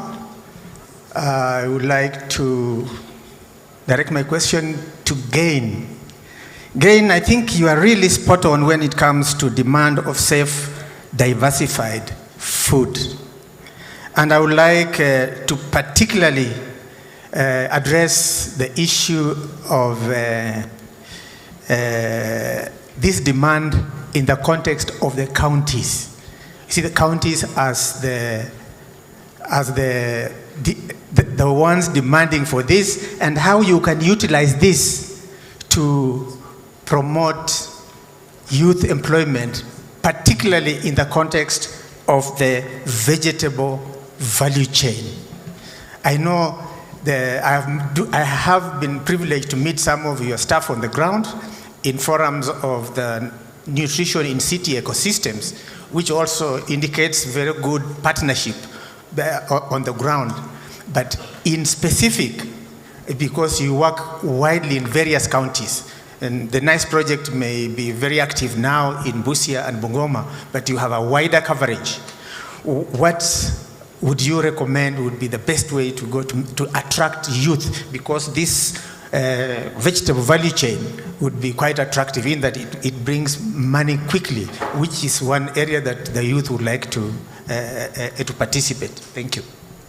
Then the last one was the gentleman there. Yeah, I'll only, the gentleman with the white beard, please. Sorry for referring you by your beards. Yeah, thank you. My name is Justus Lavi. I'm the national chairman of Kenya Small Scale Farmers Forum, a grassroots village-based network of small-scale farmers. My concern about food is today in our country, there is so much use of chemicals being sprayed. And the survey that we have done in some counties, I would say, I come from Makueni, but I'll take example of Machakos. We have found that atamboga available there, you can't cook them. So, because of the chemicals being sprayed, cabbage. What does that mean? It means that the value of the food that we have has very much reduced. So, because Kenya, we do not have a regulation for control of those chemicals, especially facing the publicity that is being done by those chemical companies. What can we do as a nation? Thank you very much. Thank you very much. We'll close the questions there and we'll go to answering. And I'll request Dr. Lenai to respond to the school feeding program, giving it a national outlook, together with the question on hospital meals, please. Thank you so much, Wangeshi, and also Crispus. In terms of the school feeding program, I think I mentioned about it. As you have heard, various stakeholders are doing it. But what we need to have is a protocol and also a framework which is guiding us in terms of how the execution and even the minimum components that need to be there. So in terms of Ministry of Health, we are concerned about the food safety aspect of it, and we have even been able to develop some protocols with the Nairobi County government. They have been doing this, but also riding on what all the other stakeholders, we shall be able to come up with a national framework and a policy on food safety and also in the school health arena. Then, thank you, Crispus, for that question. The division in my directorate is nutrition and dietetics. The dietetics part is mainly the food in the hospital. And that is what they concern with. So apart from looking at nutrition all the way from the community level, we are always also concerned about the nutrition in the hospital, including even what we give to the patients in terms of even parenteral and even those who are feeding by other means. So if this is a concern, and I probably would like to know which facility, because I do know every facility has a nutritionist We have nutritionists at all levels, from dispensary, community dispensary, even up to the level 6 facilities. So in terms of Ministry of Health interventions, that is well taken care of. But let me dive into the challenges, because it is important as a government. We talk about some of the challenges as a government, what we are facing. One is climate change. If we don't program and even head to Addis Ababa with climate change agenda in mind, I think we will be facing great challenges if we don't reprogram and rebudget and also rally ourselves behind the agenda of climate change. The other challenge is, of course, the issue I talked about in Mombasa last week, the issue of technology, Sila. Currently, we are ordering foods online. You can just go online and order any kind of food that you want, but no one knows what kind of food is that. So the issue of use of technology, yes, it is positive, but having a regulation, probably looking at the online adverts and also online sales, needs to be looked into. Then what Mr. Justus has talked about, I still talked about in the Eastern Africa meeting last week, the issue of chemicals. Representative of the PS Agriculture, Collins, I think I'm talking to him. Yeah. He needs to hear this. Kindly. Collins, hello. Now, I want to tell this summit that it's true, according to Justus, we need to look at the chemicals that we are using in the smartened agriculture. I come from the north, but also I equally have a shamba around the central, near to Murima. But when you look at it, you find when you want to plow, nowadays they are not even putting tractors. They are spraying chemicals. Then you come put your seedlings or seeds. When you want to weed, you just use chemicals. As they are growing, you are also using chemicals. And even as you harvest, to make them look better for the market and even ripen, you use chemicals. I think the issue of chemicals, even some studies have shown, true, there are those that have effect to the human. I think we need a task force, we need a body, we need a team to look into this issue of chemicals. We are privy of the industry, they may also meet us with a lot of aggression, but we need to do something because ultimately that affects the health of the people. The cancers we are seeing, the malfunctions that we are seeing with the people, some of them have been attributed to these chemicals. We are killing the bees, which are supposed to be doing cross-pollination for crops. So I think we need to think about that. And thank you so much, Sila. Thank you very much, Dr. Lenai. I think you have covered really quite a number of issues very well. A big round of applause for him. Thank you very much. I'll go straight to Ruth. There was a specific question on youth engagement in your projects, particularly the vegetable for all. Could you kindly, in a brief way, highlight how you're doing this? Thank you very much. I didn't talk so much about the Vegetable for All project, but the way it's structured, we are working with the last mile vendors, who we popularly refer to as Mama Mbogas, although they are also Baba Mbogas, so I'm not forgetting that.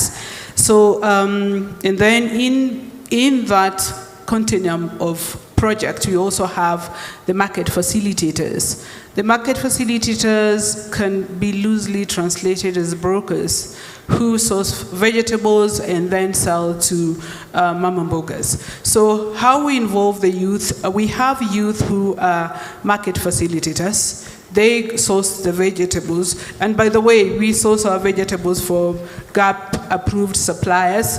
So we are one organization that are partnered with KEFIS to do MRL tests at the farm level, also at the market level, just to tell us what is the residual level of chemicals in these vegetables. And in the 5 counties that we work, we do that. And when we get reports, we share with the government to support those farmers that have high chemicals in their vegetables. So in that, we have the market facilitators, that we have a number of youth. And at the farm level, although GAIN does not do production, we've partnered with different organizations that promote youth farming. So we source our vegetables. We encourage the market facilitators to source vegetables from youth farmers. In this, we work with the World Veg Center. We work with KUSA Africa and other organizations that are in production. So we do the test on those farms, and they're farms mainly managed by youth. And we source the vegetables. We are creating a market for them at any given time.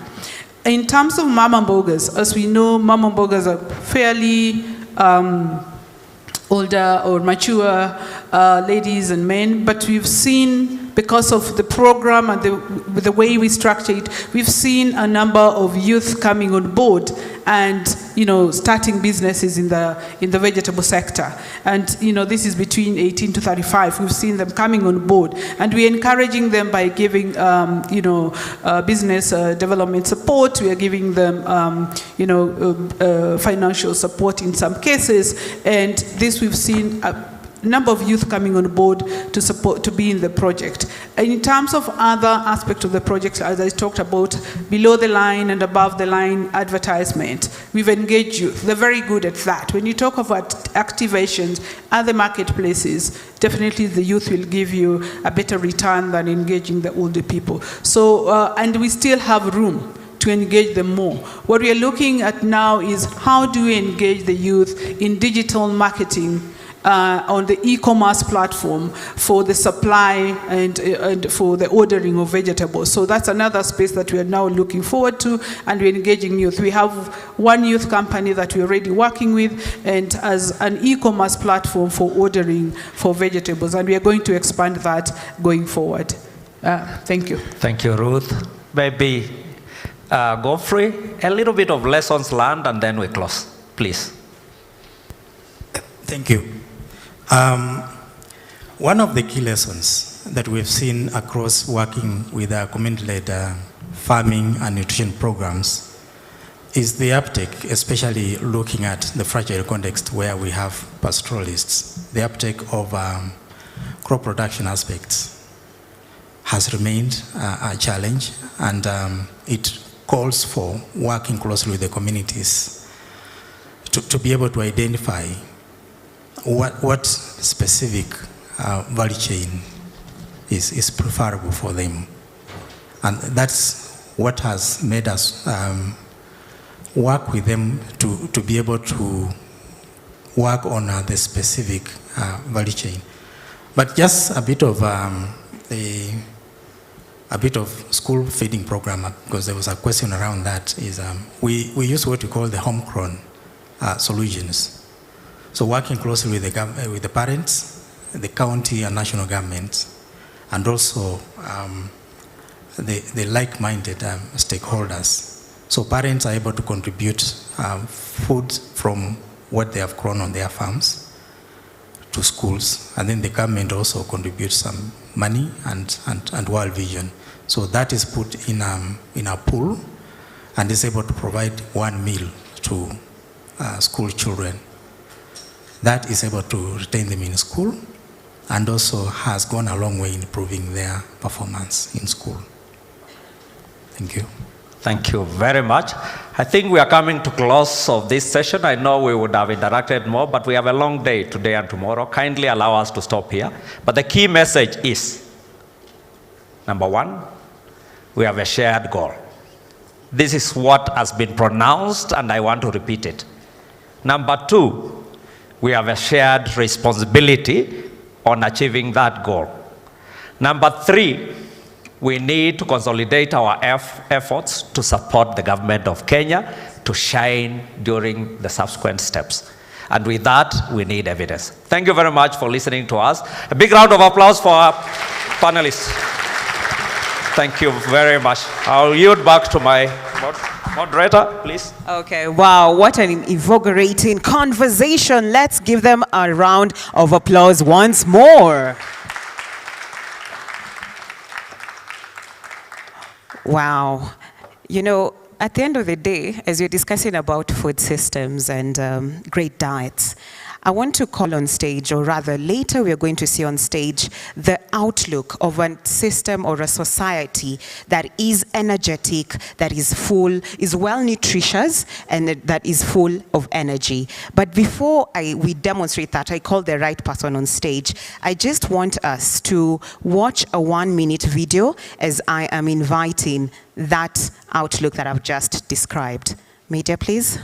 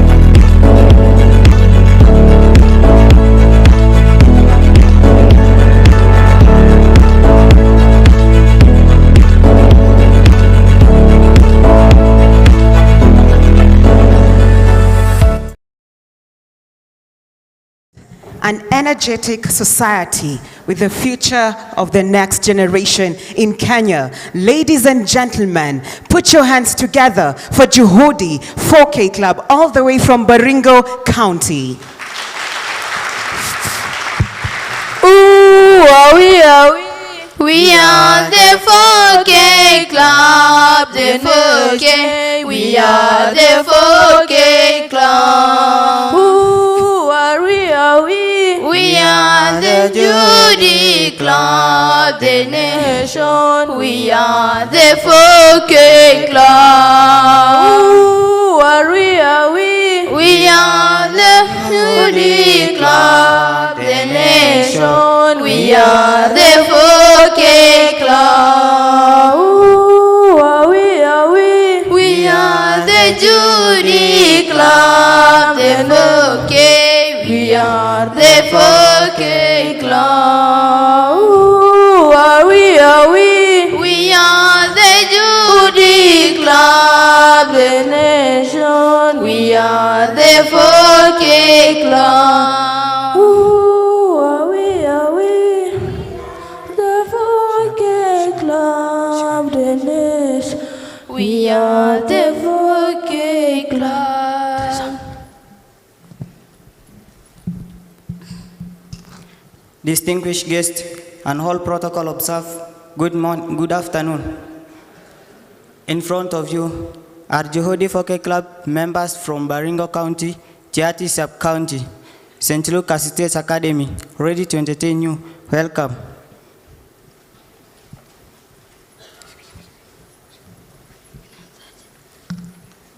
Siku hii ya leo tunamshukuru rais wetu kwa kuimarisha kilimo hapa Kenya.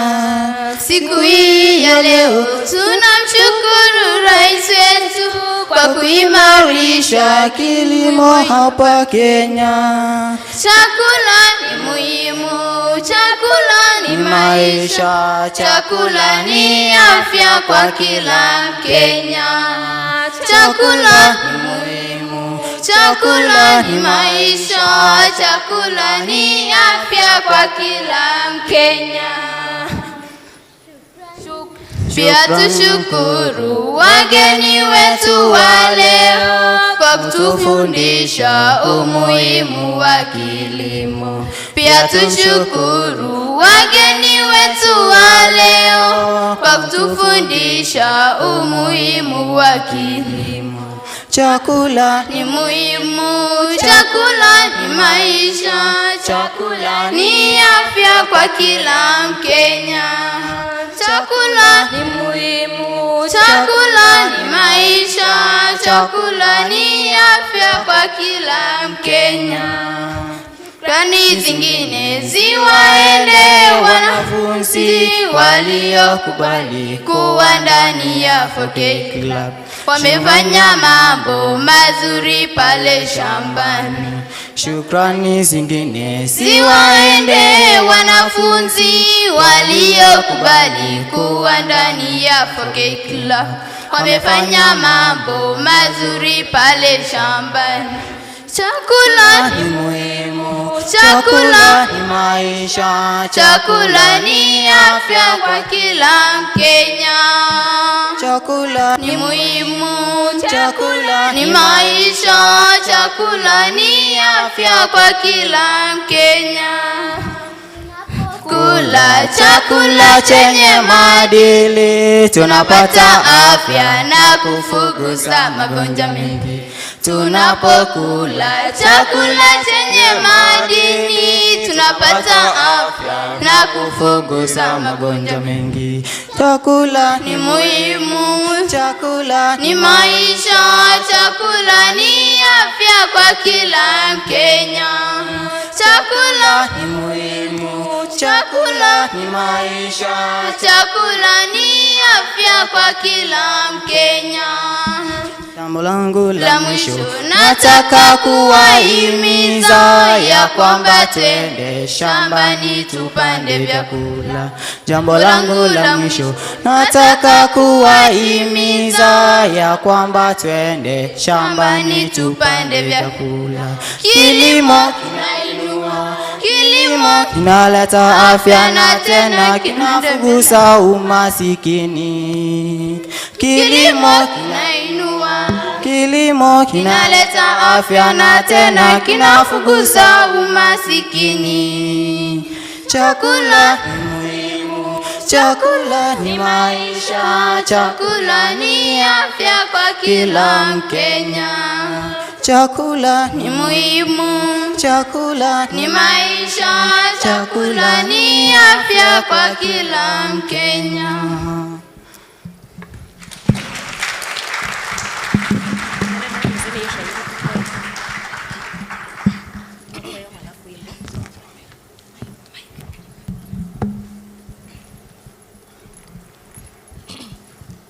Distinguished guests and all protocol observed, good afternoon.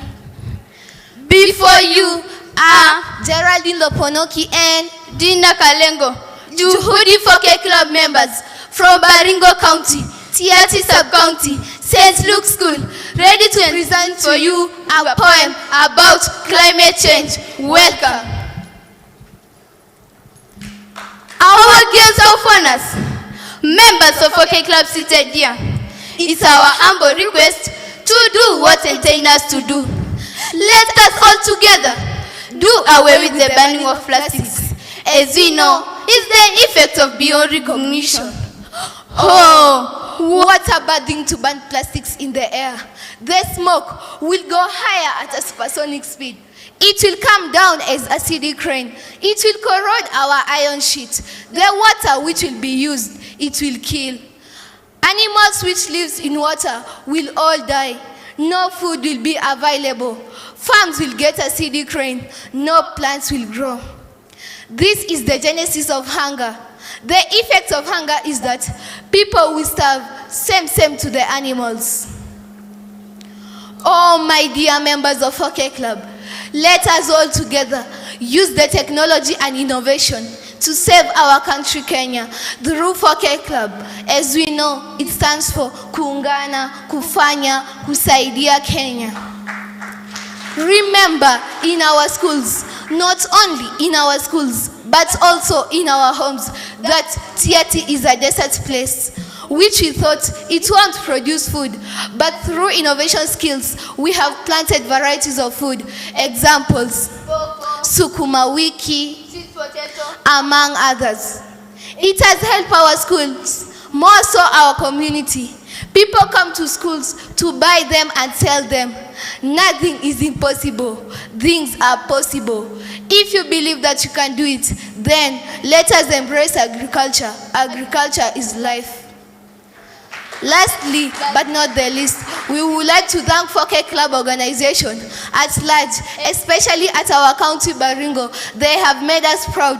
They have shown us that where there is possibilities, there are possibilities. Bravo 4K Club members. God bless you. At large, gratitude.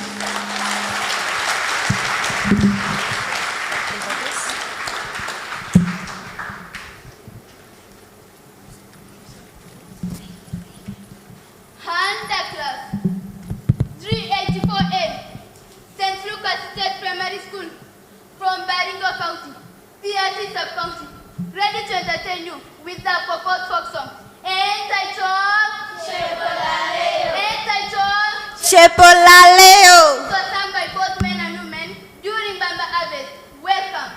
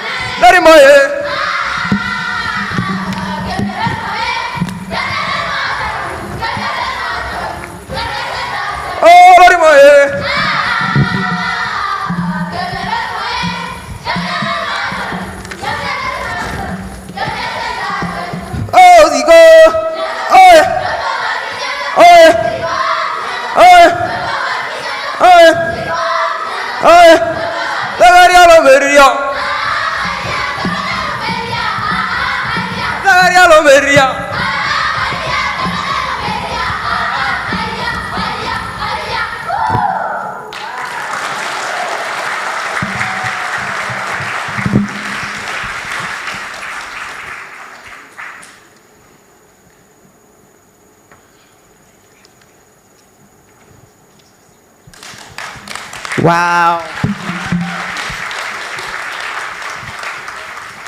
Gratitude.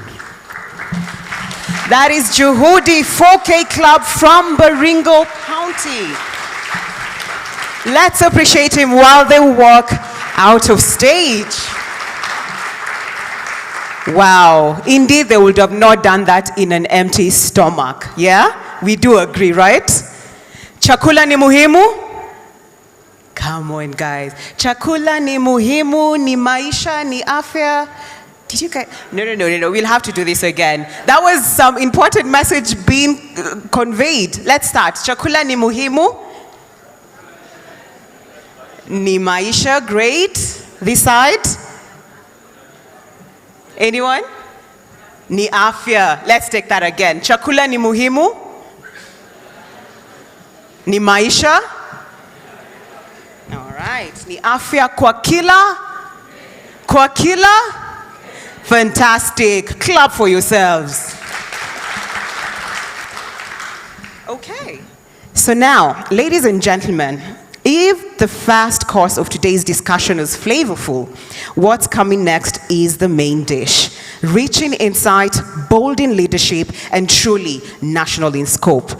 We transition now to the official opening ceremony of the 2025 National Food System Stock-Taking Forum, where key voices from across sectors will set the tone, the ambition, and the shared vision for the Kenya's food system transformation. I beg your pardon.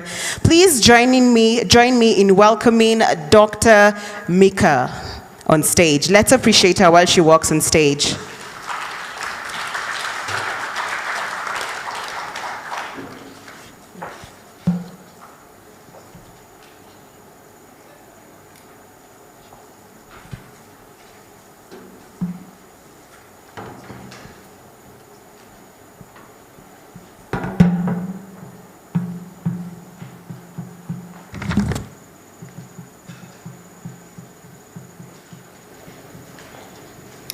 Your pardon. So to kick us off, I want to introduce from the National Assembly representative, that's Senator David Wafula Wakoli. Let's appreciate him while he walks on stage.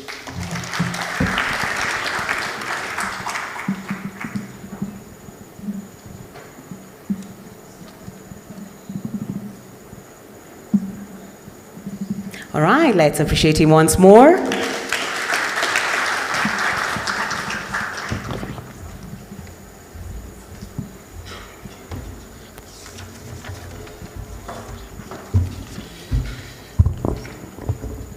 I hope it's still morning, right?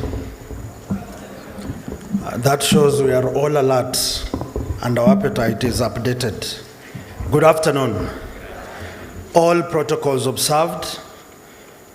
Cabinet Secretary, PS, development partners, representatives from civil society, academia, private sector, distinguished guests, ladies and gentlemen. Before you is Senator Wafula Wakoli, Senate of the Great County of Bungoma, Chairman, Agriculture, Livestock and Blue Economy Committee at the Senate. I also want to recognize, I've seen my people from Bungoma in the house. Thank you for coming. And all Kenyan representatives who are here tells us of your commitment to the core.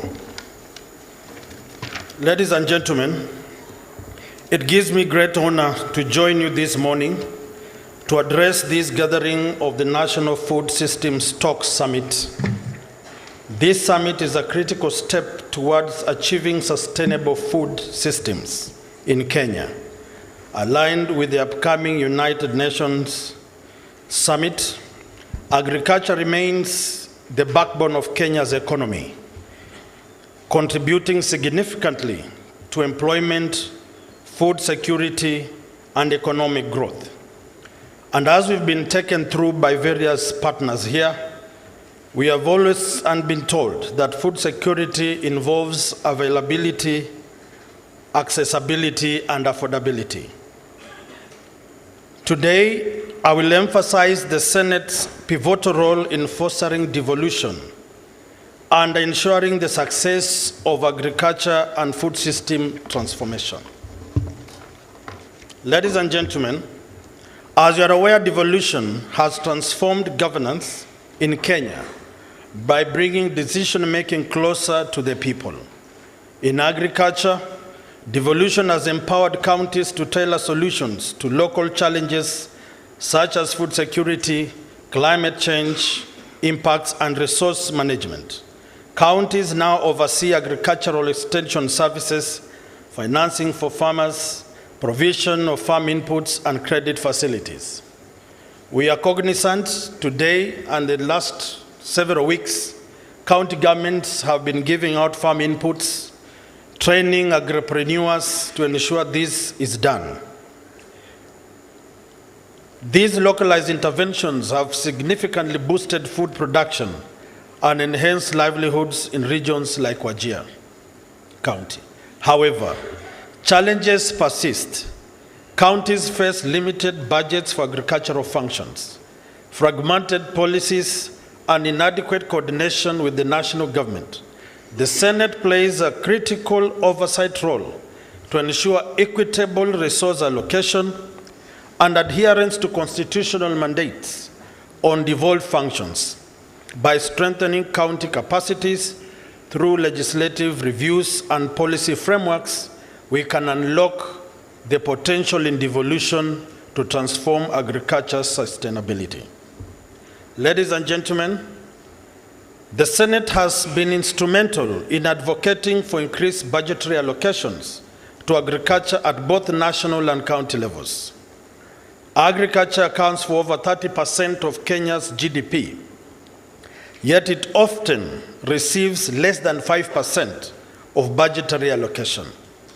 The Senate Standing Committee on Agriculture has consistently pushed for counties to allocate at least 10% of their annual budgets to agricultural functions. This ensures counties have adequate resources to implement programs like disease control, post-harvest management, market development, and climate resilient initiatives. As you're all aware, under market development, the Kenya Kwanza government has a robust program of ensuring industrial parks are done, making and building of markets, and all these are tailored towards ensuring that farmers, who are the primary producers of raw materials, can get access to industries in the industrial parks. We also see that due to the aspect of disease control, government is working on improvement of KEFIS, cereal board, and KVVAPI to ensure that all this is done properly. In the aspect of post-harvest, we are all aware that government is working to ensure that now as people are planting maize, dryers have been supplied to various NCPB joints. We also have seen coolers for the dairy industry being distributed and many other products being rolled out by government and county government. Moreover, the Senate has championed equitable distribution of resources for devolved functions. For instance, it has engaged national government to transfer funds directly to counties rather than retaining them under national ministries. This approach strengthens counties' autonomy while fostering accountability and resource utilization.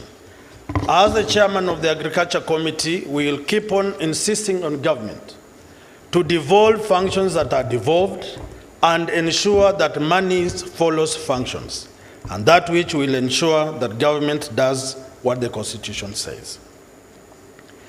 The Senate has undertaken comprehensive legislative reviews to align agricultural laws with devolution principles.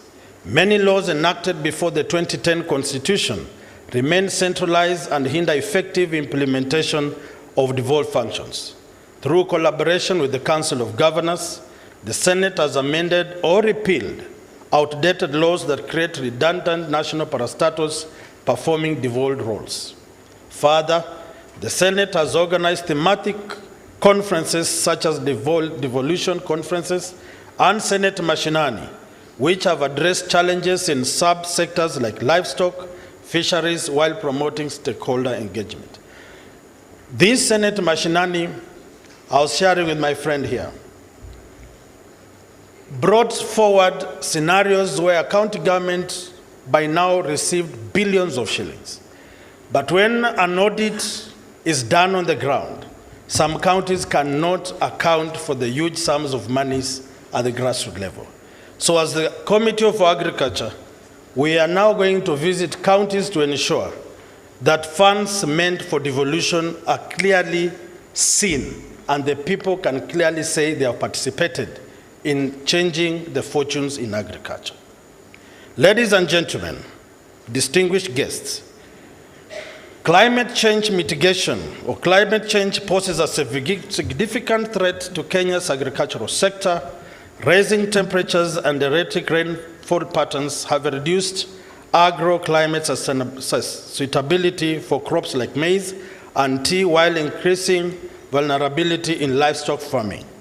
The Senate recognizes that building resilience against climate-related risk is critical and crucial for sustainable agriculture. Through its oversight role, the Senate ensures counties implement climate adoption measures such as livestock insurance schemes, disease control programs, pasture management initiatives. It also advocates for investment in research, development to provide counties with actionable insight into climate resilience practices. This is evident. We had a meeting with the Ministry of Agriculture in Malindi with all sagas and parastatus to ensure that these programs are seen. And from the 27th of this month, the Senate Committee of Agriculture will be visiting 5 counties that do livestock to see what happens there and put to check both national and county levels to ensure that programs run properly. Ladies and gentlemen, distinguished guests, enhancing collaboration across stakeholders. The success of Kenya's food system transformation depends on effective collaboration among stakeholders, government agencies, private sector players, civil society organizations, academia, development partners. The Senate facilitates this collaboration by creating platforms for dialogue between counties and national government. Honorable members, the Senate works closely with the development partners to ensure their programs are not only aligned in terms of priorities, but are also implemented efficiently and transparently. This collaboration aims to enhance the effectiveness and utilization of external funding while avoiding duplication of efforts across counties. Honorable members, we have, and this financial year moving forward, we are keenly monitoring monies from development partners being pumped to county government and national government. This is an area where people have not been keep giving a keen eye, but recently when we were checking the books, we discovered that there is a soft way of Kenyans siphoning public money and donor funds without Kenyans knowing. So as a Senate Committee of Agriculture, we'll be giving a keen eye to ensure that donor funds aimed in improving agriculture, livestock, blue economy is equally and properly oversighted to ensure value for money. Honorable members, furthermore, the Senate plays a critical role in guiding counties to develop sound agricultural policies and programs that are in line with the national development blueprints, including the medium-term plans. This alignment ensures coherence in planning and implementation while maximizing impact and sustainability by agricultural interventions at county level. Finally, honorable members, ladies and gentlemen, the Senate is committed to promoting inclusivity by increasing youth and women participation in agriculture. Devolution has created opportunities for marginalized groups to access resources like credit facilities, modern farming technologies. By supporting policies that prioritize inclusivity, the Senate fosters equitable development across all counties. At the Senate level, those of them who have been invited, government agencies and partners, we have put to task county governments first to show us how they distribute opportunities for the less privileged, vulnerable, and poor.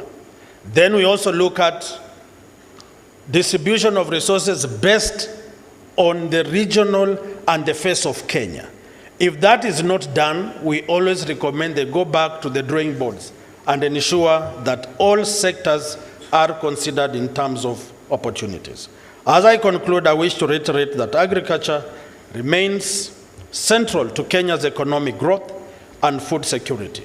Devolution provides a unique opportunity to address localized challenges while empowering counties as drivers of agricultural transformation.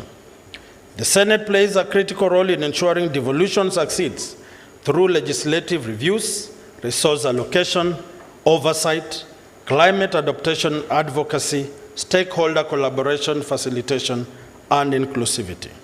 Ladies and gentlemen, as we prepare for the 2025 summit, July summit, let us reaffirm our commitment to transforming Kenya's food systems into sustainable models that ensure resilience against emerging challenges, together with robust devolution frameworks supported by Senate leadership.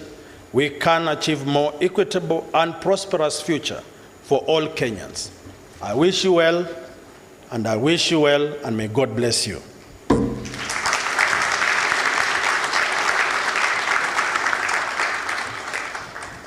So as I leave, I want to encourage Kenyans that things might not be very good, but we have an opportunity to carry with us hope. And not only hope, but courage, because you can't have hope in one hand and doubt in the other. So kwa Wakenya wanasema kuna matumaini, lakini wacha uoga, weka matumaini na tugange yajayo. Asante sana na Mungu awalinde.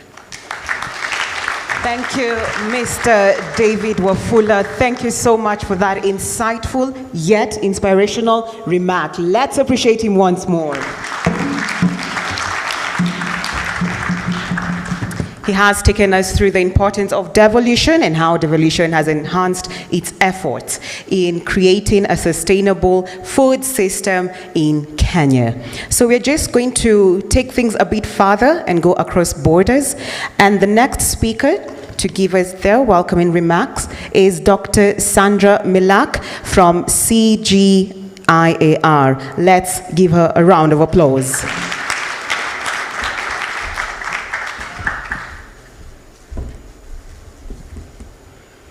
It is a pleasure to be here.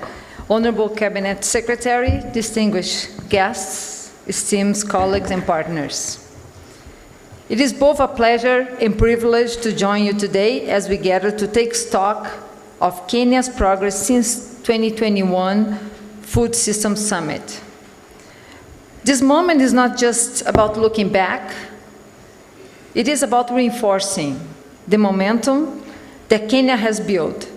And we're committing ourselves, and I'll repeat that, we're committing ourselves as a global community to supporting the country's bold ambition for a more inclusive, resilient, and sustainable food system. What strikes me about Kenya's approach is not only the clarity of its vision, but the coherence of its action. The aspiration to empower young people and women, to digitalize agriculture, to diversify diets, to build climate resilient, and to enhance access to finance. These are not silent targets either. They are deeply interwoven, and they represent the kind of systemic thinking that lies at the very heart of CGIAR's own global strategy for 2025-2030. This new CGIAR science portfolio, and perhaps many of you were in Science Week when we launched this portfolio last week at UN, is designed to meet countries where they are and to work with them in the spaces where the real transformation happens. And I mean farms, laboratories, policy rooms, classrooms, and increasingly to digital platforms. Nowhere is this alignment more vivid than in our collaboration with partners here in Kenya. CGIAR is represented by many centers, including the International Livestock Research Institute, called also IRRI. Many of you are friends of IRRI. And CGIAR walks alongside with his prominent partners in Kenya, including Kenya's Ministry of Agriculture and Livestock Development, the Kenya Agriculture and Livestock Research organization, CARO, who co-sponsored the Science Week last week, along with the Kenya government, and the Kenya Institute of Public Policy Research and Analysis, KIPRA. Let me give you some examples of how we are working together. IRI is working with around 400 livestock producer and marketing groups in Kenya's drylands through a project called KaziNet. This project provides pastoralists with dynamic data on climate, helping them take early and anticipatory actions to adapt to changing climate conditions. The collaboration contributes to improving livestock production systems in arid regions, very important problem that we are facing today. MOALT and CARO, in turn, are central to CGIAR initiatives in Kenya. They have been instrumental in developing eco-friendly pest management technology in partnership with another center of CGIAR, CIMMET, particularly in tackling the fall armyworm pest. Their work also focuses on improving climate resilience and water management practices, addressing some of the most pressing agriculture challenges the country faces.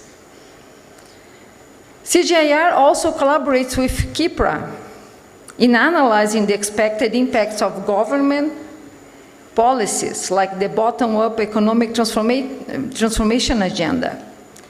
These partnerships help assess and share insights on the economic implications of various agriculture strategies, which in turn influence national decision-making. Finally, in partnership with NARS and local farmers, we co-create climate-smart villages in Kenya and elsewhere. How fantastic that is, climate-smart villages. These villages help communities integrate agroforestry, climate-smart seeds, solar irrigation, and other systems to boost both productivity and farmers' income. This collaboration helps to make farming more suitable while adapting to the effects of climate change. These partnerships are essential for ensuring that CGIAR's initiatives align closely with Kenya's national priorities, and that our work is effectively helping shape a more resilient and sustainable agriculture sector in Kenya. But resilience, although it's very important, alone isn't enough. We also need innovation, and that's where Kenya is leading boldly, we believe. The government's push to integrate digital tools across agriculture is something CGIAR is proud to support. Let me give you an example. IRI's mobile app, for example, allow dairy farmers to track the productivity of their animals and receive real-time feedback. In a country where smallholder dairy is so critical to food security and incomes, this is technology that speaks directly to national priorities, raising efficiency, improving nutrition, and strengthening market access all at once. And these gains are magnified when we work together across sectors. Ministry of Agriculture and CARO have been essential partners in our efforts to develop eco-friendly pest control technologies, especially in combating the fall armyworm, a very, very big problem for maize farmers across the country. These partnerships have expanded to address soil fertility, water use, and integrated pest management, further reinforcing the foundation of climate-smart agriculture in Kenya. Importantly, we know that transformation must be inclusive. Women and youth are not beneficiaries of this agenda. Pay attention, not beneficiaries. They are leaders in it. Thank you. Through the Gender, Climate, and Nutrition Initiative, led by IFRI, another one of our centers, in partnership with ICASA, we are working to equip young People and women with the tools, the knowledge, the networks to shape agriculture systems that serve them. And let me tell you, this goes beyond training. It's about shifting the structures of opportunity, making sure women farmers have access to land, to finance, to markets, and to decision-making spaces. And of course, food systems are not only about producing more, although more is important as well, but not about only more. They are about producing better. In Turkana, the Alliance of Biodiversity International and CIAT, another center of CGIAR, has worked with local communities to enrich both diet and farm diversity. Through participatory approach, they've introduced nutrient-rich crops while preserving cultural food traditions.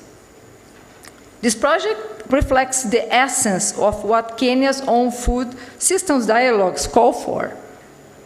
Food systems that nourish, not just fuel, that restore, not just extract.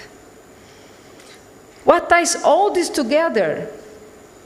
Data-driven, resilient, digital tools, community empowerment, sustainable diets.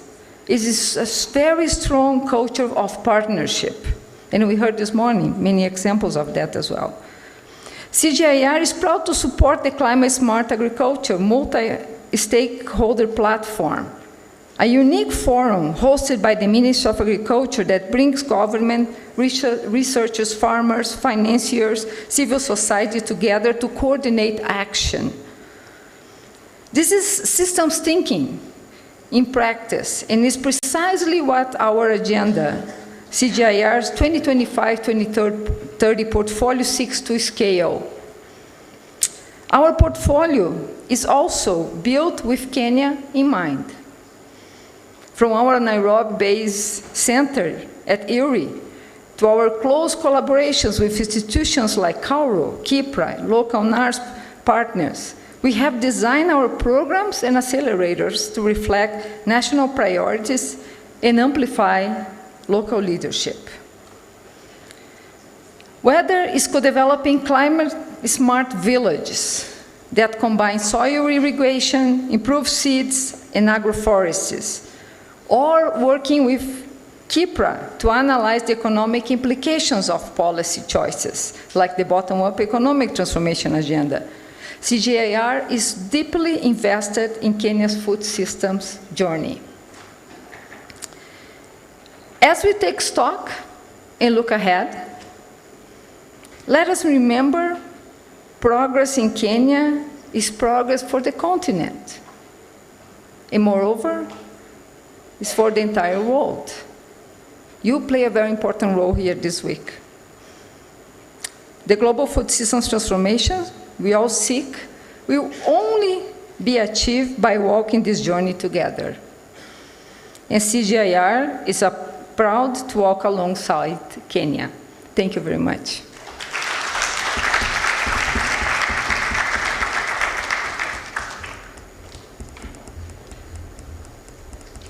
Let's appreciate Dr. Sarah once more. Thank you for sharing your insights of joining the bridge between global research for local impact. All right, so we are coming to the moment of the hour whereby the session, or rather the conference, will be officially opened. And I want to welcome on stage Professor Erastus Gatebe, who is going to officially open the ceremony. So let's appreciate him while he walks on stage.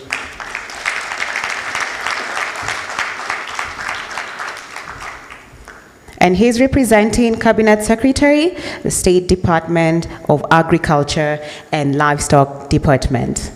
Makofi tafadhali.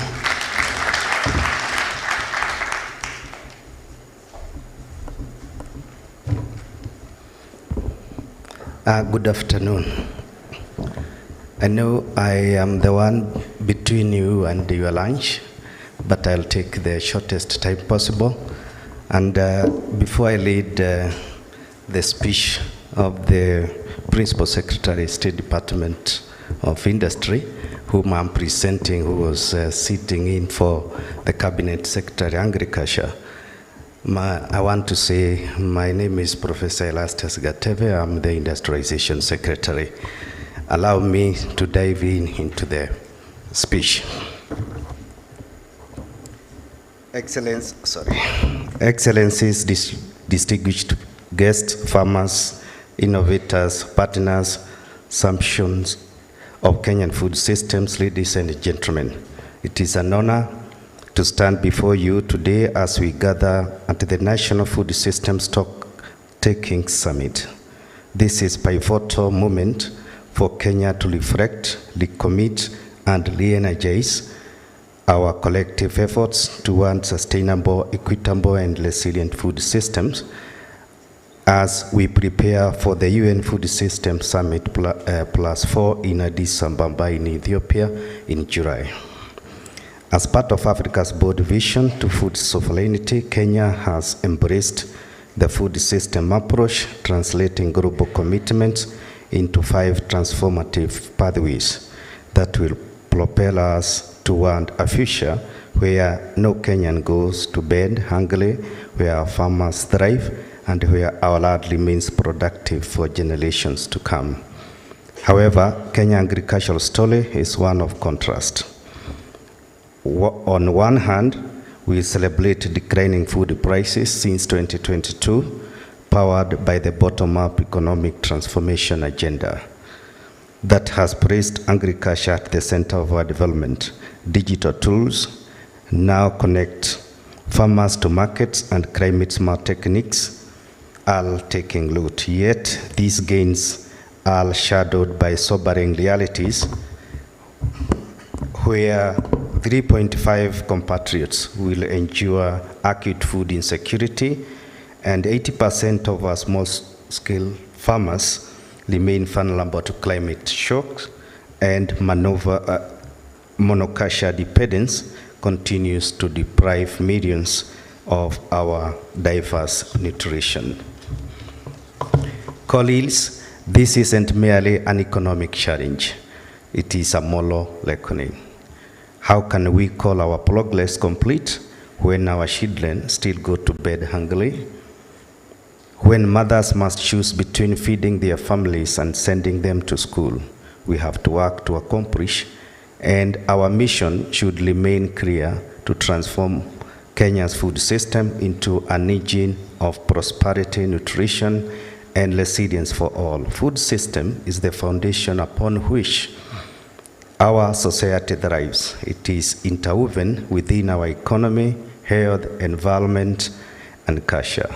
Transforming these systems is not just a matter of policy, it is a moral imperative. Despite the many challenges as a country, we have made significant progress on the 5 pathways, as has been enumerated earlier. Kenya is committed during the UNFSS Summit in September 2021 on Pathway 1, enhancing youth and women participation in agri-food systems. We have exploited our demographic potential by engaging our youth as agripreneurs at sub-national levels. We have opened up our space for innovation at the industrial parks across all the counties. And as was mentioned by the chair of the Senate in agriculture, the Ministry of Industry, Trade and Investment is spearheading these county aggregation and industrial parks, which are basically aggregation centers. And this is basically one way the government is addressing the issues that we are discussing now. Youth with their energy and creativity can breathe new life into agriculture through technology, entrepreneurship, and modern farming techniques. Women who already make up the majority of smallholder farmers can elevate the sector when given access to land, credit, and decision making. The second biggest pathway in Kenya is digitization, and I think this has been properly enumerated. Technology offers unprecedented opportunities to increasing productivity, reducing losses, and improving access to markets. The issues that were raised earlier by the panelists, I think, are very paramount to be looked at. From precision farming to mobile platforms, connecting farmers with the buyers, digital tools can transform every aspect of the agriculture value chain. Kenya is already a leader in mobile technology, and we have extended agri-food systems. We are reaching our farmers through various digital platforms, as was enumerated by the previous speaker. Our smallholder farmers are getting weather-focused market prices and advisory services at their fingertips. Partnerships with several tech companies have enabled us to develop several user-friendly tools tailored to the need of our farmers. The most notable one is the Kenya Integrated Agricultural Management Information System, KIAMIS, in which we can leash and distribute hundreds of millions of bags to a small-scale farmers, who numbers allowed 6.4 million farmers. This distribution has saved us the time, cost, while ensuring input reached all without discrimination. Ladies and gentlemen, the African food was tasty, we must agree. These foods were also given free by our Mother Nature. However, as our population grows, so do the need to shift toward ready to prepare and consumer diets. To many, Kenyans still rely on staples like maize, which limit nutrition and economic opportunities. On pathway 3, which was on diversifying diet, we are encouraging the production and consumption of a variety of crops, such as legumes, fruits, vegetables, and indigenous food. This is essential for improving health outcome and promoting food security. The homegrown school feeding program, and it was explained earlier through the panelist, is an excellent example of this approach.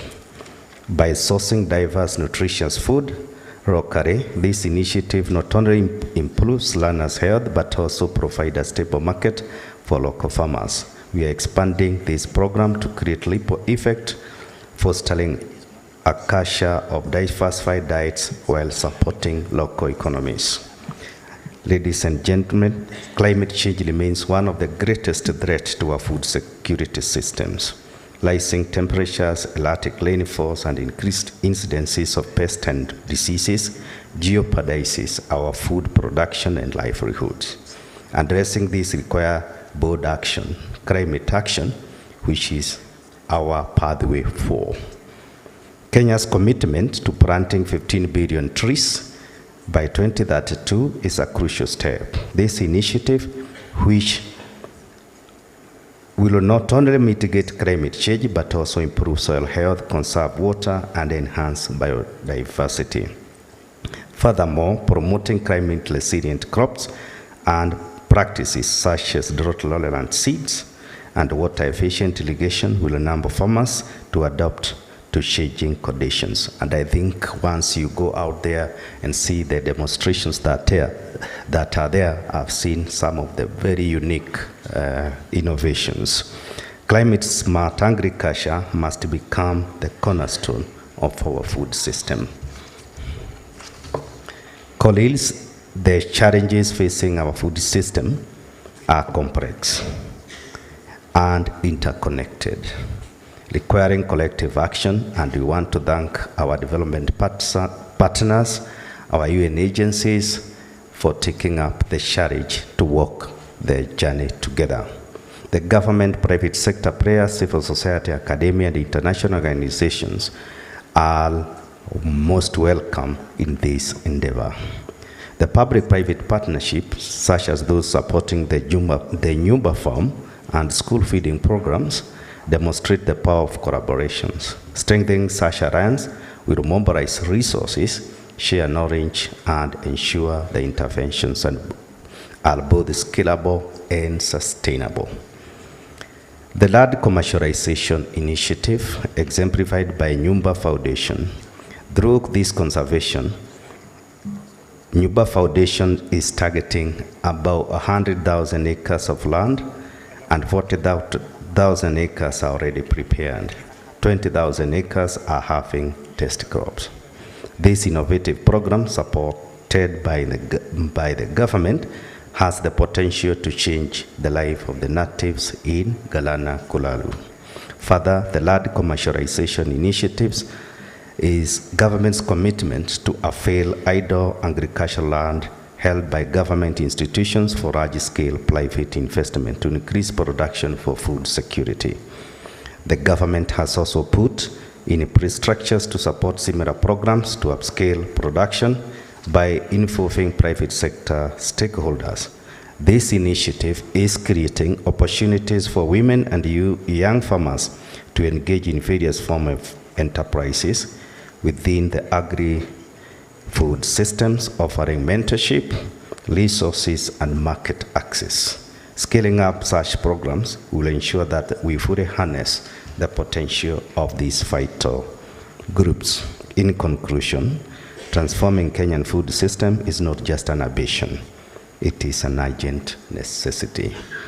The pathways and the programs we have put in place in our different organizations and many more offer a roadmap for achieving this vision by empowering our youth and women, embracing technology, diversifying diets, committing to climate action, and fostering collaboration. We can build a food system that feeds people, sustains our planet, and drives our economy. Let us rise this challenge with determination and unity. Together we can ensure that Africa's food system are not just a source of sustenance, but a cornerstone of prosperity, resilience for future generations. Thank you.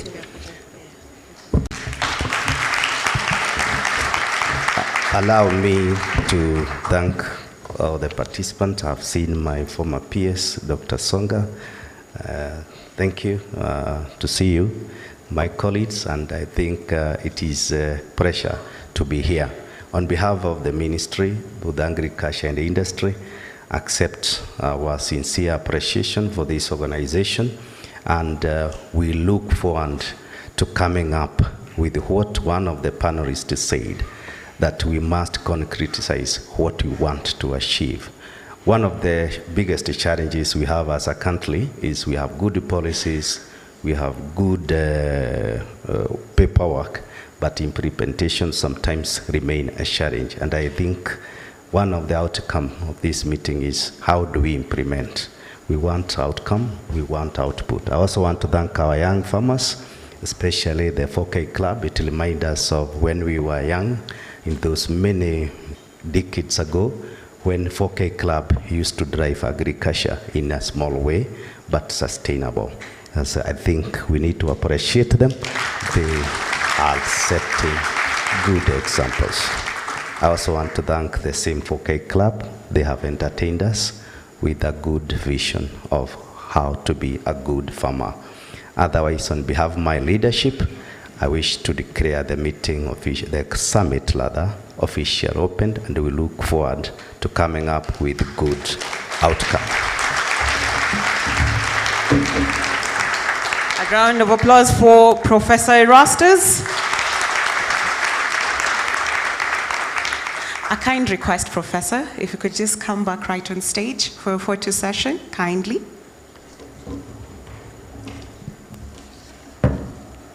And I want to call the following speakers to also join Professor Erastus on stage for a nice photo. Remember, they always say, if you don't take a photo, you are not there. So to prove that you are here, please do walk on stage. And I want to start with Senator David Wafula. Please do come on stage.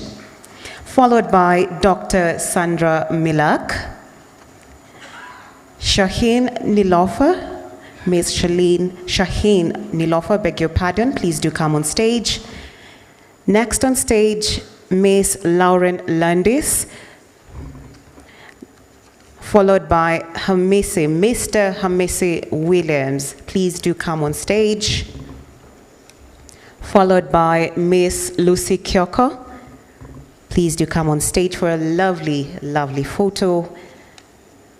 Mr. Collins Marangu, please do join the speakers on stage. Followed by Mr. Patrick Amoth, please come on stage. I also want to welcome Ms. Ruth Okowa, please do come on stage as well.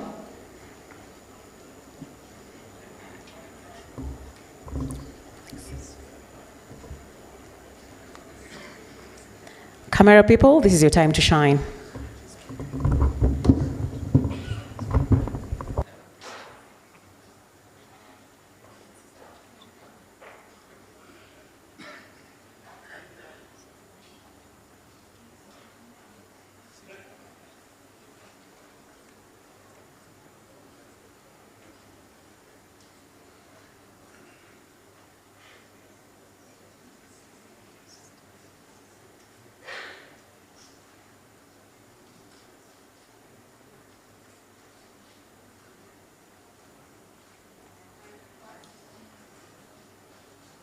Kind request, a representative from IFAD, please do join the stage.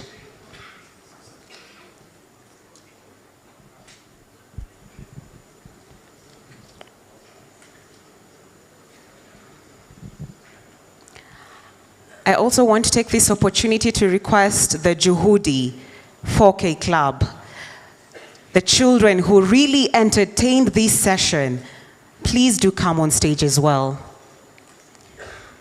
Juhudi from Baringo County, please do come on stage. I want to humbly request our, they're coming. I want to request our, oh, I'm okay.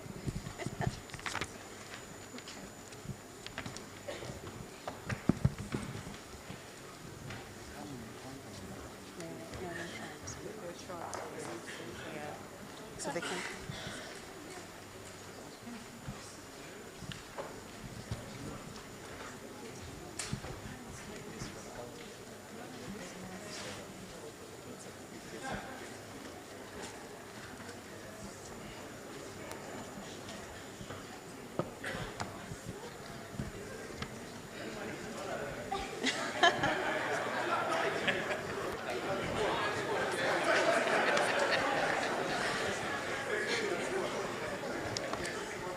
Wow, lovely.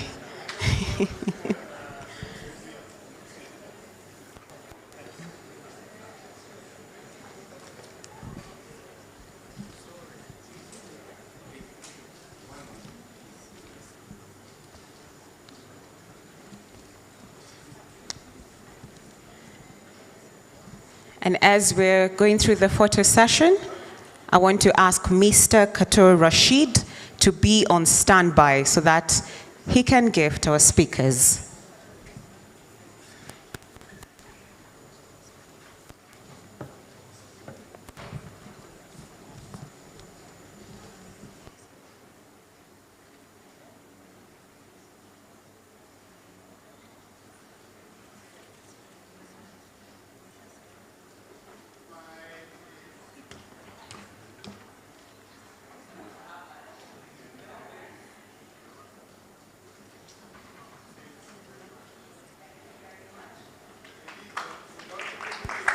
Yes, just the children.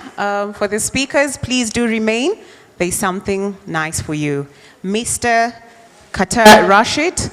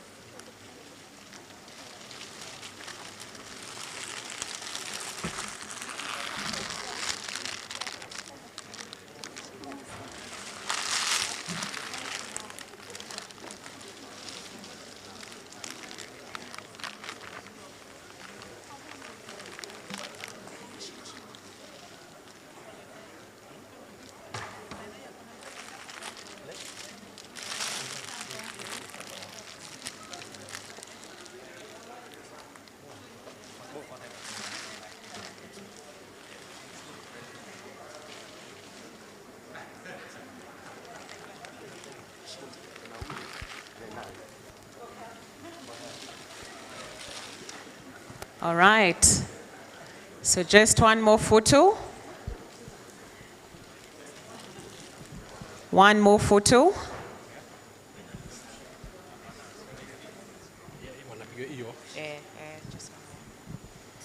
So in 1, 2, we're taking one final photo.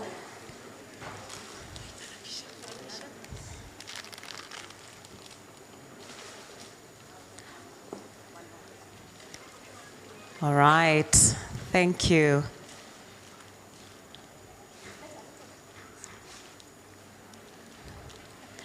All right.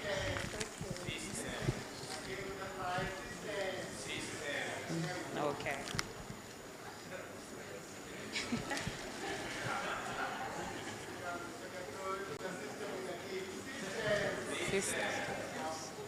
All right, thank you very much for your time. Please do go back to your seats. And not to worry, we have not left you, my dear audience. We have something also good for you. Tomorrow, you'll have something nice, but just better yet, we're just about to break for lunch.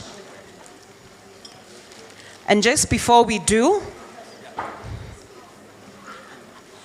I'm notified that you will receive your vouchers right at the exit. You will receive your vouchers, your lunch vouchers right at the exit, and lunch will be at Nyama Ranch. You will have your lunch at Nyama Ranch.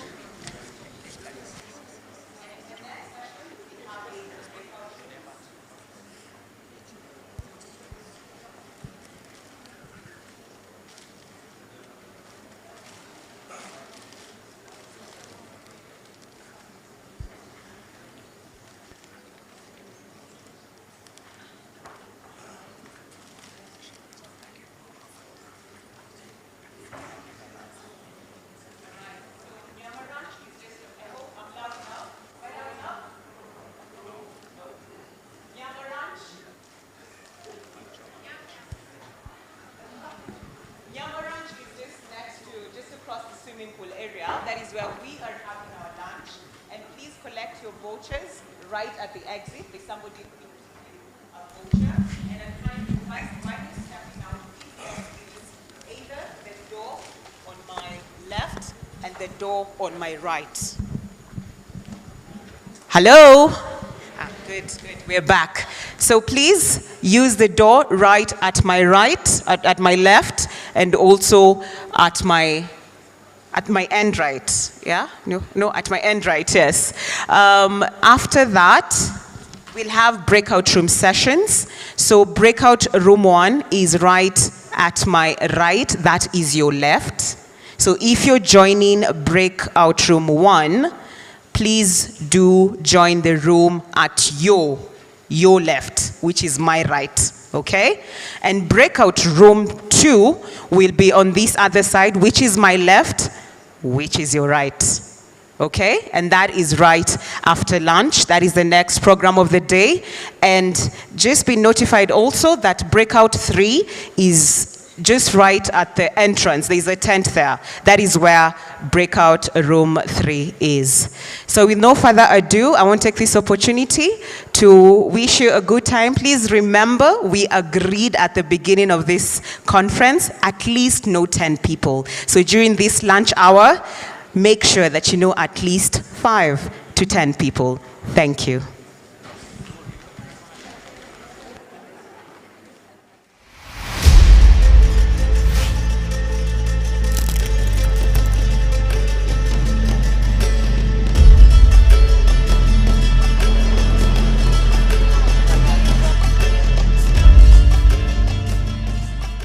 Pastoral women play a vital role in livestock production.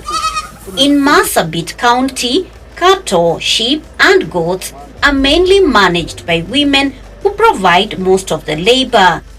The women are often referred to as the hidden hands of pastoral production. During drought, households in Marsabit County struggle to feed themselves and their livestock. Women are the most vulnerable because they shoulder majority of household duties, which include looking for water and pasture for livestock. Pastoralist women, just like other women, they're engaged in a lot of roles. And actually for pastoralist women, their roles are a bit at a higher level. They are the ones who are mandated to take care of these livestock. They are the ones to, walk to look for firewood. They are the ones, to look for food. In Sololo ward, located in Moyale sub-county, women spend most of their time walking up the rocky hills in search of fodder for livestock. Undertaking this chore was physically strenuous, time-intensive and life-threatening. Si tunapanda hiyo mlima, si hata yule mwanamke msimu ule uliopita amepanda hiyo mlima, akaanguka, akaingia huko shimo mbali, bali dukupa, hakuna hata mtu ametoa maiti yake. Kuzika kwake ni wapi? Hapo tu. Having experienced a lot of challenges, the Tulu women group decided to plant their own grass. Tukasema kwani nyasi ikitoka kwa milima kwani hatoki kwa hapa ardhini? Sitatoka tu, tukaanza kuomba ardhi. Tukapata hiyo shamba ingine hapo chini kidogo. Tukakata magugu na mti yote tukaachilia. Tukaona nyasi ikatoka. Hata hatujui kufunga. Tunafanya hivi tu, tunasanya, tunafinya hivi, tunafunga mahali 2, 3, 4, tunaweka. Tena tunaogopa kupeleka hata soko. Kwa sababu hatujauza mbeleni, hatujui kama watu watanunua nyasi. The Emergency Locust Response Project, ELRP, realized the efforts of Tulu Women Group were a hanging fruit for the project interventions and trained them on pasture production. ELRP is a Government of Kenya project funded by the World Bank, whose main objective is to respond to the threat to livelihoods posed by the desert locust outbreak and strengthen Kenya's systems for preparedness.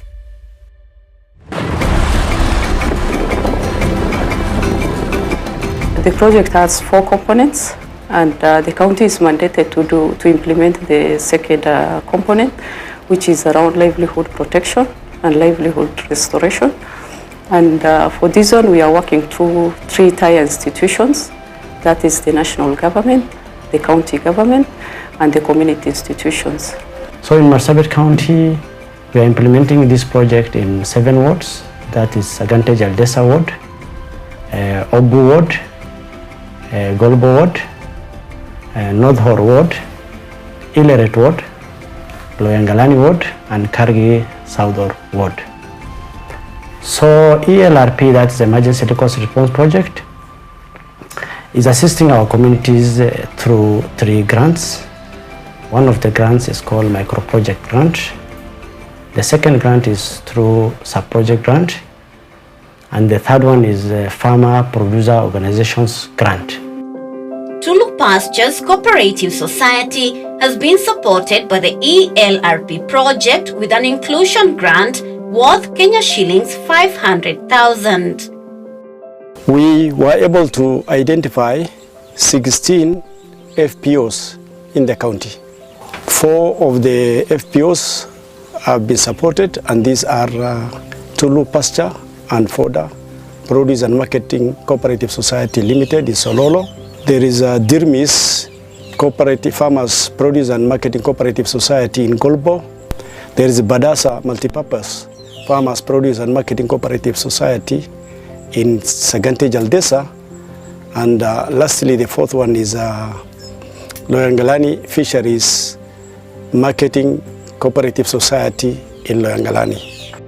The grant has enabled Tulu Pastures Cooperative to purchase office equipment as well as to employ a bookkeeper.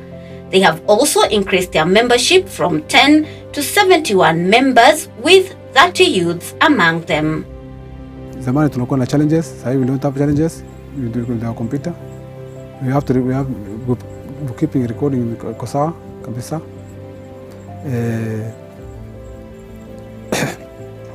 All our members have been digitalized. Membership, monthly payment is being recorded. Watu wa locust wametupatia 500,000 tukanunua desktop, printer. Kazi imekuwa rahisi. Unaona? Sasa kazi hata tukikaa wiki moja, wiki ya pili, sekretari akikuja anachapa mara moja. Kazi inaisha. Tena kuna utendawasi. Sasa hakuna mambo document inapotea. Kila kitu iko kwa kompyuta. So far, the cooperative has disbursed a total of Kenya shillings 360,000 in loan and have a bank balance of Kenya shillings 667,531.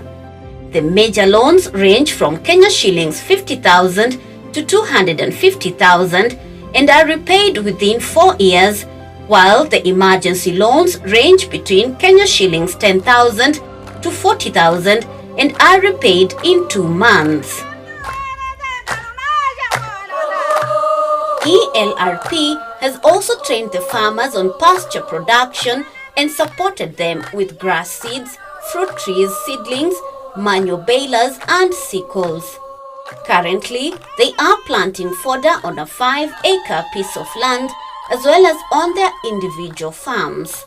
These women are not just producing and storing hay, they are sowing the seeds of change, resilience and empowerment in Marsabit County. Wankan tullu rabarade, tullu hejra, tullu rabarade, shambati facavade, obru eka sadi kotade, buyo ramade, bellib sadi, officer wani tullu galfade, store tullu, alafu tadibilla Allah kaba ibsadi didda. Initially, marketing of the belled grass was a challenge since the society viewed it negatively, but with time, through non-governmental organizations, they have sold the grass profitably. Other challenges include illegal grazers, wildlife invasion, and shortage of grass markets. Wanyama wakikuja usiku wanangia. Hata kwanza hii matawi asui wanyama. Hata nimepigia watu ya KWS. Wakasema wamoyele. Wakaniambia watakuja lakini hawajakuja hadi wa sasa. The market is a key challenge for them. They have enough in their store but less buyer. So they are looking forward to networking and seeing how they can be able to access the external market in future to sell their hay. Despite these challenges, livestock deaths in Sololo ward are now minimal and livelihoods have been restored. Ebu angalia sasa, wacha sisi kikundi, hata wengine hawahangaiki kupanda mlima. Kuna mtu sasa anapanda mlima, anakutana na simba wala nyoka, wanachukua tu hapa. In addition, the members of Tulu Pastures Cooperative are currently involved in growing crops and fruits such as pawpaws, lemons and mangoes. As the ELRP project comes to an end, farmers are being encouraged to pursue their SACCO initiative so as to benefit from the upcoming project. Actually, in the next project, that is a food systems resilience project, we will use saturation approach. We will no longer work in 7 wards. We will work in 20 wards in Marsabit County. And in all the 20 wards, we will establish at least, we will establish and support 1 SACCO. And then for financial support, they can save and lend from the SACCOs. Now that's how we are preparing our communities to go to the next level, from the group level to now the SACCO level.